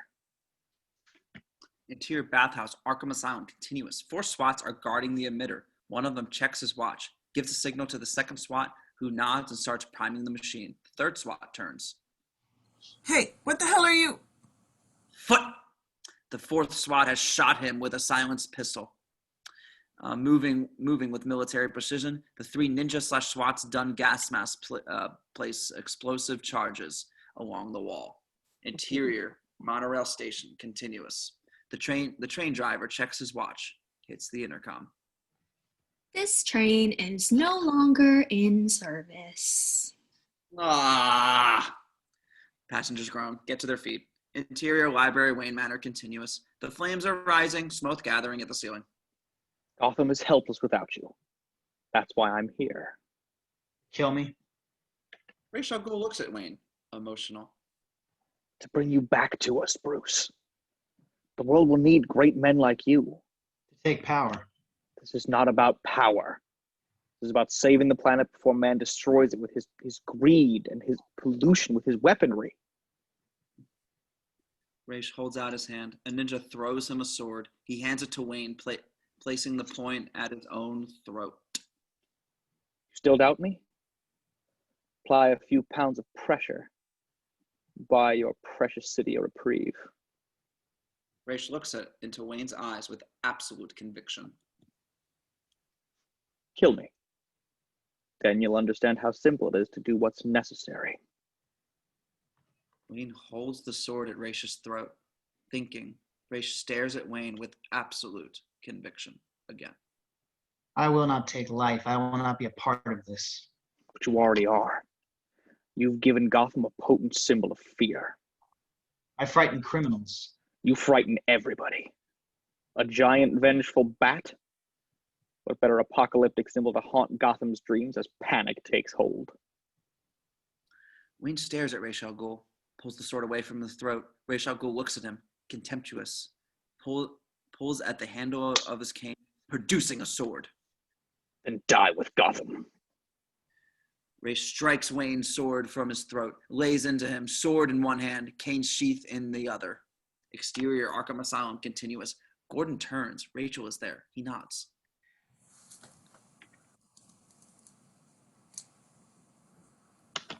How are you? Better, thank you. Thank the Batman. I already did. He sent me doses of the antidote for you. Interior, bathhouse, Arkham Asylum, continuous. The ninja/SWATs crouch away from the black wall. One of them hits the detonator. A controlled explosion blasts a large hole in the back wall. Exterior, Arkham Asylum, continuous. The cops react to the explosion. Gordon races into the building. Gordon, wait! Interior, bathhouse, Arkham Asylum, continuous. Gordon and his men appear at the door to the room. The ninja/SWATs are moving the emitter through the hole in the wall. Gordon opens fire. The first ninja turns to the second, signals. The second ninja activates the emitter. A pulse of energy ripples from the machine. Pipes, taps, drains explode with pressurized steam. Gordon dives for cover. Exterior, Arkham Asylum, continuous. Manhole covers explode. releasing geysers of steam. Fire hydrants explode, hissing with steam. Cops hit the deck. Interior, waterboard control room continuous. An alarm sounds. The technician points a dot on the map.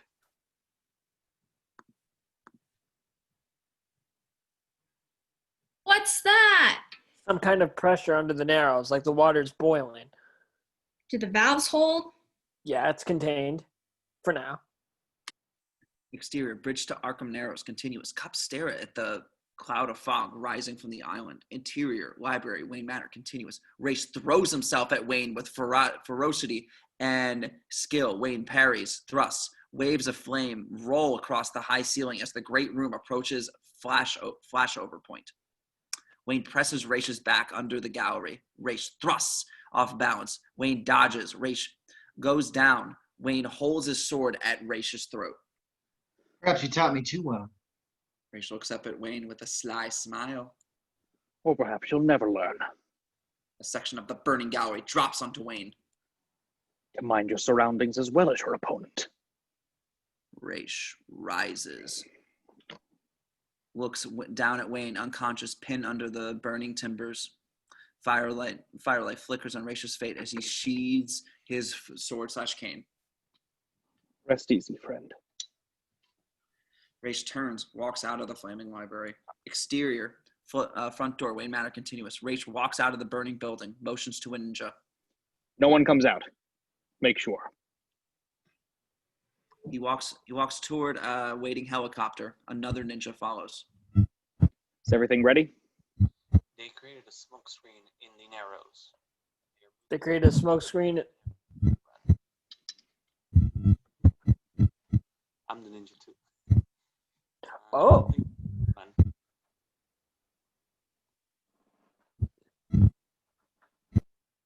Interior, monorail track above the fog-bound Narrows, continuous. The train driver looks down at Arkham as he pulls overhead with his empty train. He stops the train above the Narrows. Interior bathhouse, Arkham Asylum, continuous. Thick clouds of white fog fill the room. Gordon is choking. Rachel grabs his arm. Gordon, it's me. It's Rachel. I have the antidote. Gordon. Gordon rips his arm away, coughing, spluttering. He stares into the blinding light, terrified, adrenaline kicking in. Rachel shakes Gordon, fumbling with the pneumatic syringe. Stay calm. I can help you. Gordon looks at the needle, panicked, then at her face. Interior, library, Wayne Manor, continuous. Wayne unconscious, pinned by the burning timbers, flames rising. Exterior side door, Wayne Manor, continuous. A ninja guards the front door, staring into the flames. Whack! He goes down. Alfred is standing there, 9-iron in hand. He looks down at the ninja.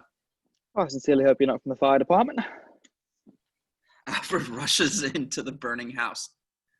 Interior library, Wayne Manor, continuous. Alfred moves to Wayne after taking down a ninja with a golf club, tries in vain to shift the burning wood from Wayne's chest. He moves to Wayne's face, slaps it hard. Master Wayne! Master Wayne! Wayne's eyes flicker open. He pushes but can't move. What's the point of all those bloody push-ups if you can't even lift a log? Wayne glares at Alfred, forces the weight from his chest. Interior study continuous. Wayne and Alfred push through the burning room. Wayne jabs at the flaming piano keys. Interior wrought iron spiral staircase continuous. Wayne and Alfred and Wayne crawl into the lift.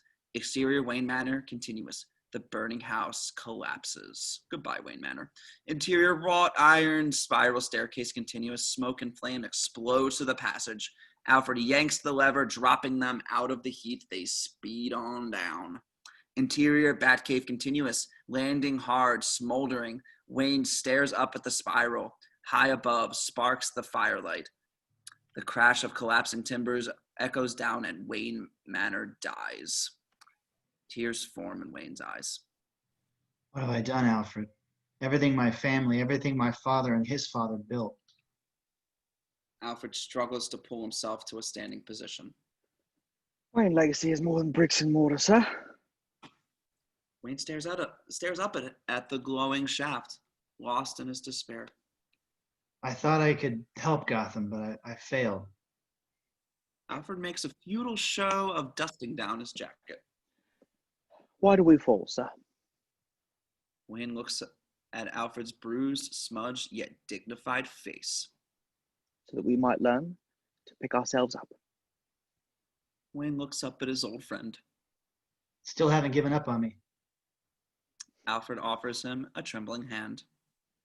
Never. Yay! Wayne takes Alfred's hand, gets up.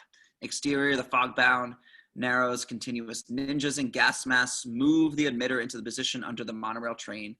They bind it in a hoist. Exterior, narrows, continuous. Rachel injects Gordon. He stares into her eyes, questioning. Breathe. Just breathe. Noises draw Gordon's frightened eyes to shape of cops choking on the fog, shouting, fighting. Rachel pulls Gordon to his feet, heads to the hole in the wall. Come on, come on. Exterior, bridge to Arkham / Narrows, continuous. Loeb and a lieutenant get out of the car at the blockade. Staring across, fog hangs over the island. What in God's name is going on in there? Exterior, the Narrows, continuous. As rioters flit past through the fog either side, Rachel drags Gordon into a doorway. She looks up into the fog, sees the ninjas hoisting the emitter to the monorail. Interior, fog-bound, Arkham Asylum, evening. An inmate at the window of his cell. A clunk, he turns, his cell door is open. He looks out into the corridors. Must be Victor Zsasz. Interior, mist-filled corridor, Arkham Asylum, continuous. Crane in a scarecrow mask rings down the corridor, laughing. Unlocked each door in turn. Scarecrow. Inmates emerge from their cells, confused. Interior, the Batcave, continuous. Clothes on, black scalloped gauntlets thrust into the purposeful hands, a black cloak whipped around the strong shoulders, a graphite cowl placed over an implacable face. A dark figure swallowed by the gloom, bats flutter as an engine roars to life. Exterior, waterfall, continuous, moving in on water, tumbling hypnotically. The Batmobile explodes through the water, rocketing into the opposite bank. Interior, helicopter, above fog-bound Narrows, continuous. Ra's al Ghul puts on a gas mask as the helicopter descends. Exterior, fog-bound Narrows, night. Rachel sits up from Gordon. Hears something, a dragging noise behind her. She turns, stepping away from Gordon. A horse emerges from the fog. Crane is riding in scarecrow mask, dragging along behind, boot caught in the stirrup, a dead mounted policeman. Crane turns to Rachel. Crane! Crane shakes his head. I almost had it. I lost my spot. Oh, the worst time. Page Scarecrow. 135. Oh, I got it. Hold on. Crane. Crane shakes his head. Scarecrow.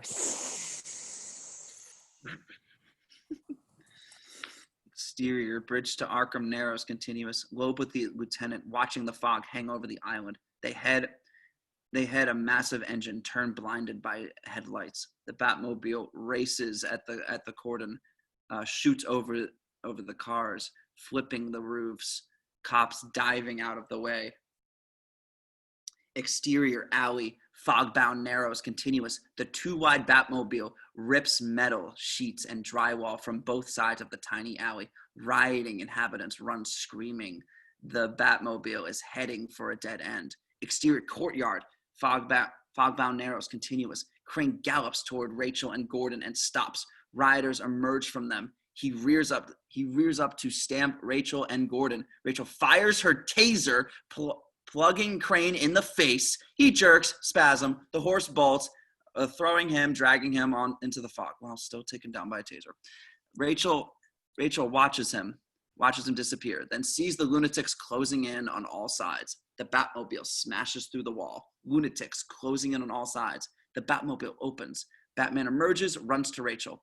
A brick smashes into Batman's head. He turns to the rioters, staring at him, terrified. Batman rises in the midst to their eyes. Batman is a 12-foot shadowy devil with wings. They fling bricks, bottles, fighting off the demon. Batman grabs Rachel, firing his grappling gun up into the fog. It finds purchase. They shoot up from the mob. Exterior rooftop moments later. Batman sets Rachel down, looks out at Gotham. The Narrows below, steaming, burning, screaming. The rest of Gotham waits. They're going to unleash the toxin on the entire city. I have to find the microwave emitter. They were lifting a machine up to the tracks. Batman turns to face Rachel, realizing. Of course. The monorail. The track runs directly over the water mains. Batman turns to the city, stares at the wide sweep of the monorail tracks, the spoke that led to Wayne Tower. He's going to drive that thing straight into Wayne Tower and blow the main hub. Enough toxin to blanket the entire city. Interior monorail train, continuous. Ra's al Ghul climbs into the train with 3 masked ninjas. The narrow band emitter fills the front car, pulsing with energy. Ra's moves to the driver's position. Exterior narrows, continuous. Gordon looks up. The train moves overhead. As it passes, manhole cover explode in the wake, sending up fresh geysers of steam. Gordon watches the train go.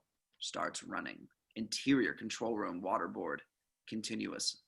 Alarm sound. The technician looks up at the map. Lights flash.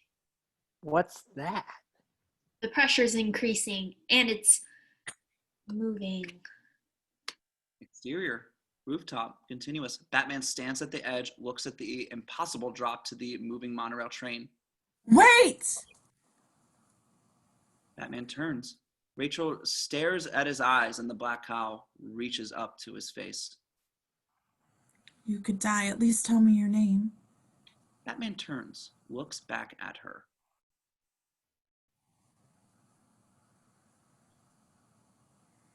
It's not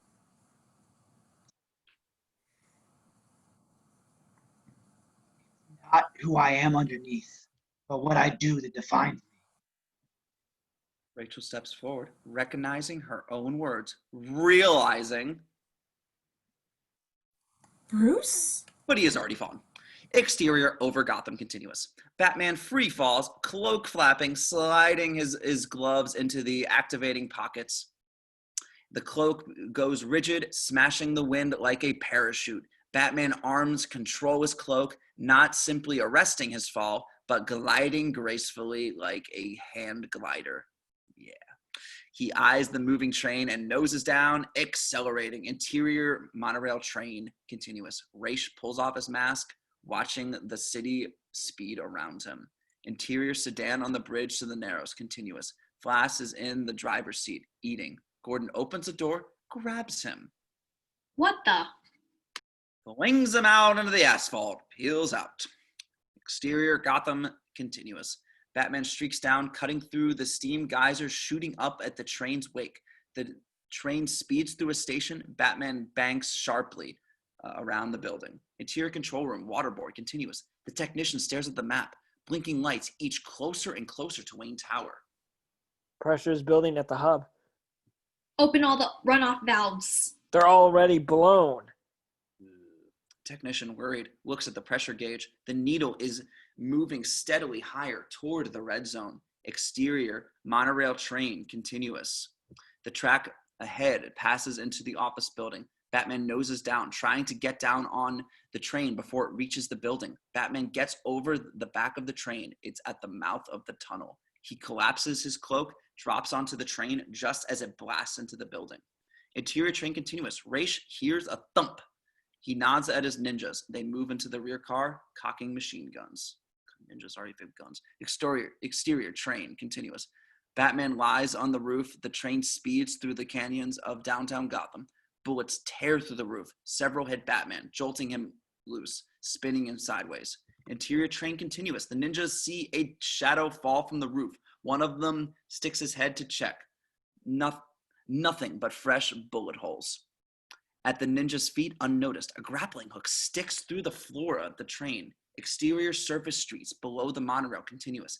A small crowd outside a store watch news on a stacked TVs. The train streaks overhead. People look up, shocked to see Batman hanging from the train by his grappling cable, flying along 15 feet in the air, dodging stoplights and awnings.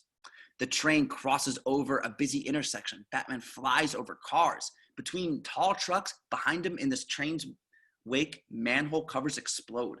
Fire hydrants burst. Batman struggles to fasten his grappling gun into the utility belt, but he's been tossed too violently. Up ahead, more of Ra's al Ghul's ninjas ride in a truck, preceding the train, guarding the monorail supports. Exterior, street below the monorail, continuous. In the truck, a ninja puts a rocket-propelled grenade launcher on his shoulder. Sighting Batman, the others aim their guns. A curve in the truck sends Batman swinging up into the glass facade of a building, smashing along through 40 feet of plate glass. He clears the glass, looks ahead, and sees the truck in his path, weapons trained on him. The machine guns open up. The trigger of the RPG is squeezed. Blam!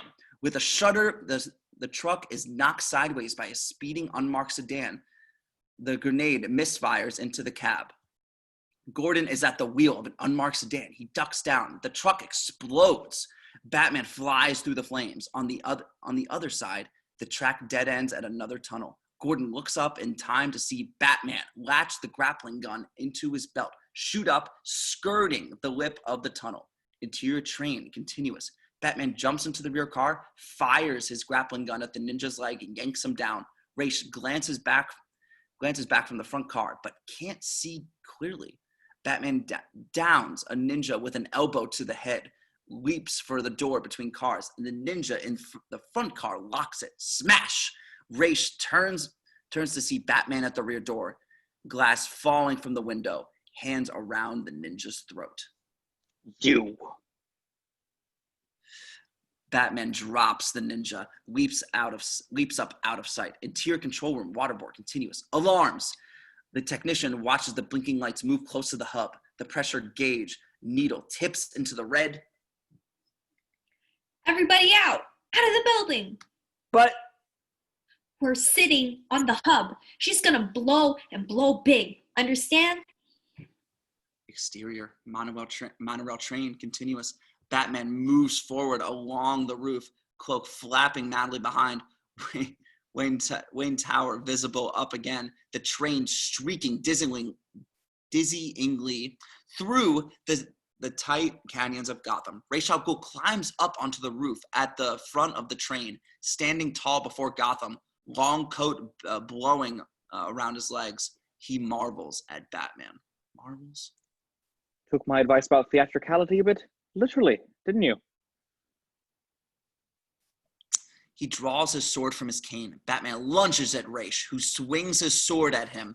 Batman parries with his gauntlet, sparks striking off the metal scallops. The train shoots through a building, the airflow whumping down on the duelists. Ra's swings his cane. Batman traps it in the scallop, twists his arm, sends the cane spinning away. Familiar. Ra's thrusts his sword at Batman's chest. Batman dodges left, dangerously close to the edge. He ducks at Ra's, who knees him sideways, swinging him at the front edge of the train. Batman regains footing. Ra's strikes down at his head. Batman crosses his arms, catching the sword in the scallops of both gauntlets, holding fast. Don't you have anything new?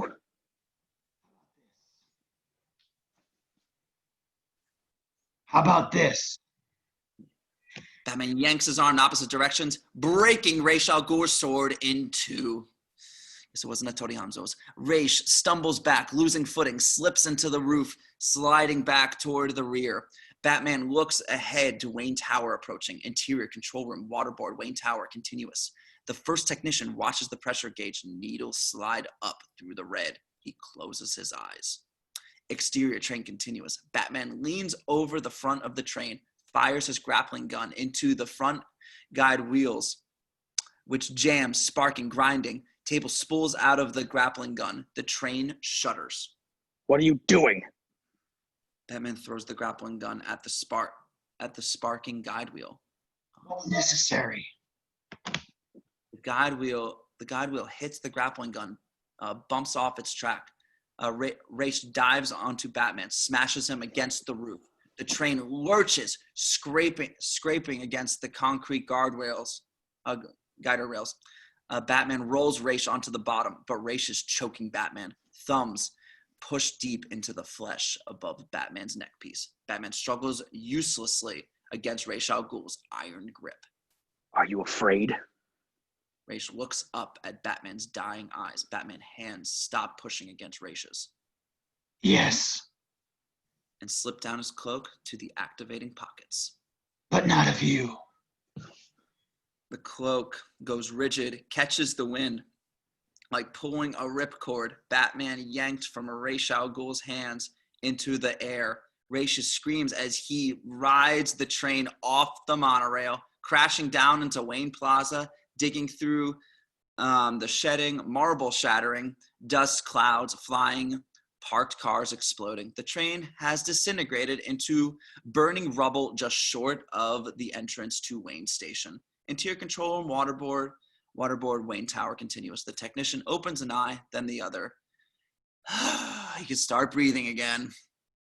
Exterior, Wayne Plaza continuous. Massive fiery destruction. Above it all, Batman soars in a high bank, riding the thermals, staring down at Ra's al Ghul's funeral pyre.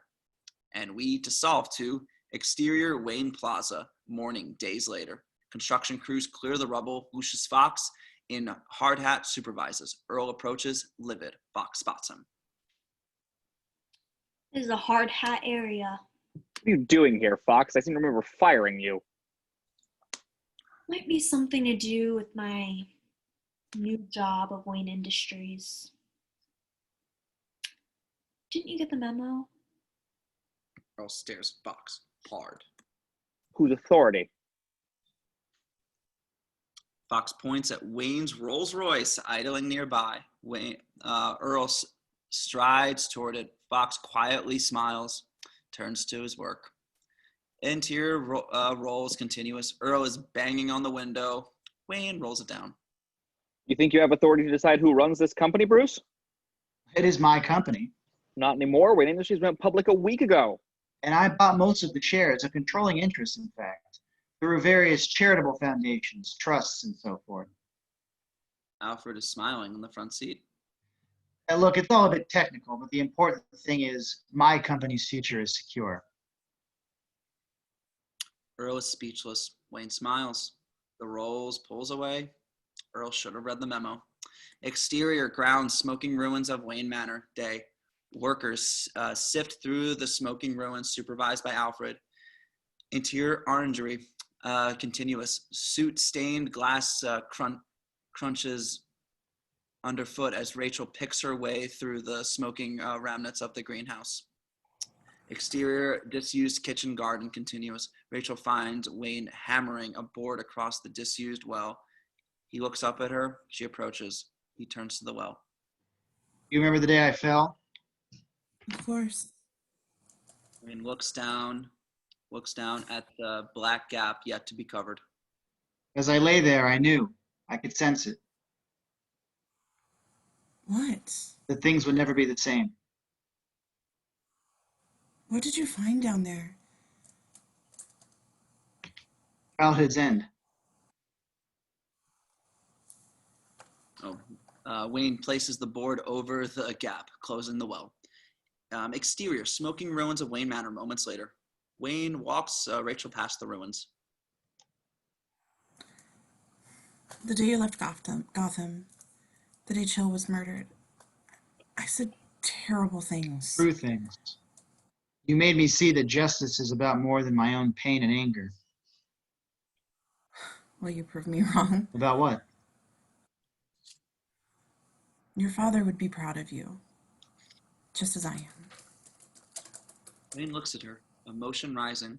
He takes Rachel in his arms and they kiss passionately, desperately. They break. Wayne looks into Rachel's eyes, hopeful, but she gently shakes her head. Between Batman and Bruce Wayne, there's no room for me.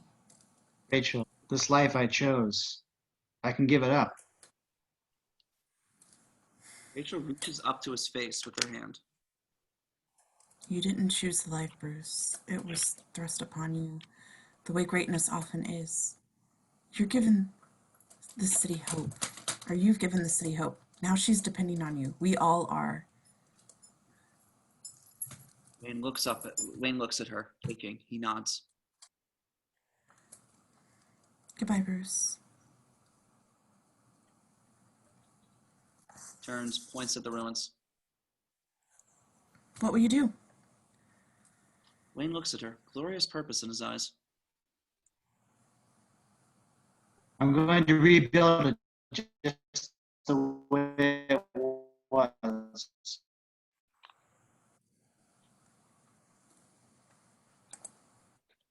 I'm going to rebuild it just the way it was, brick for brick. Rachel nods, walks off. Wayne stares after her, alone.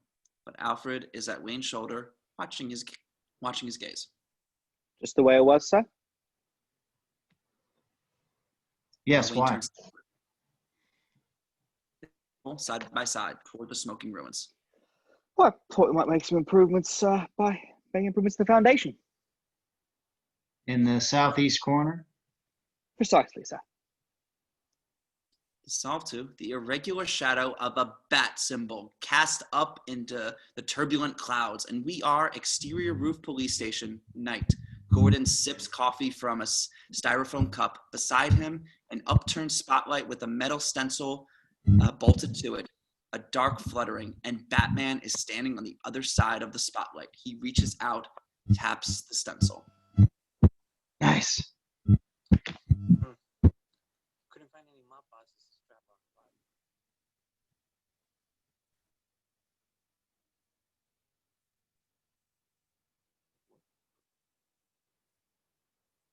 We couldn't find any mob bosses to strap it to the light. Gordon kills the searchlight. The two men stand opposite each other in the dark. Well, Sergeant? It's the lieutenant now. Commissioner Loeb had to promote me, and he had to disband the task force hunting you. Amazing what saving the city can do for you, for your image. Things are better. You've started something. 10 cops running scared, hope on the streets. Gordon leaves a sentence hanging between them. But there's a lot of weirdos out there right now. Narrows is lost, and we still haven't picked up Crane or half the inmates in Arkham that he freed. We will. Gotham will return to normal. Will it? What about escalation? Escalation. We start carrying semi-automatics, they buy automatics. We start wearing Kevlar, they buy armor-piercing rounds.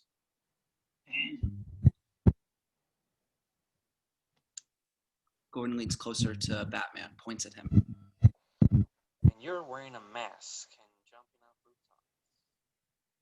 Gordon fishes in his pocket. Take this guy.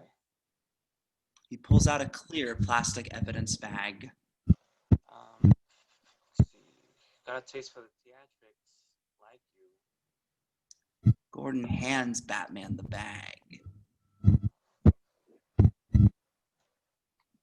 Batman turns the card over. It's the Joker. I'll look into it. He steps onto the balustrade. Gordon looks at him. Said thank you. Batman looks at the lights of Gotham, cloak billowing around him. And you'll never have to. Batman drops from the rooftop, gliding on the night wind. Gordon smiles. He can't help it. Credits. End. That was amazing. Thank you, everyone. Thank you very much for watching, and we hope you had fun if you are one of maybe one or two people that end up watching this. Goodbye.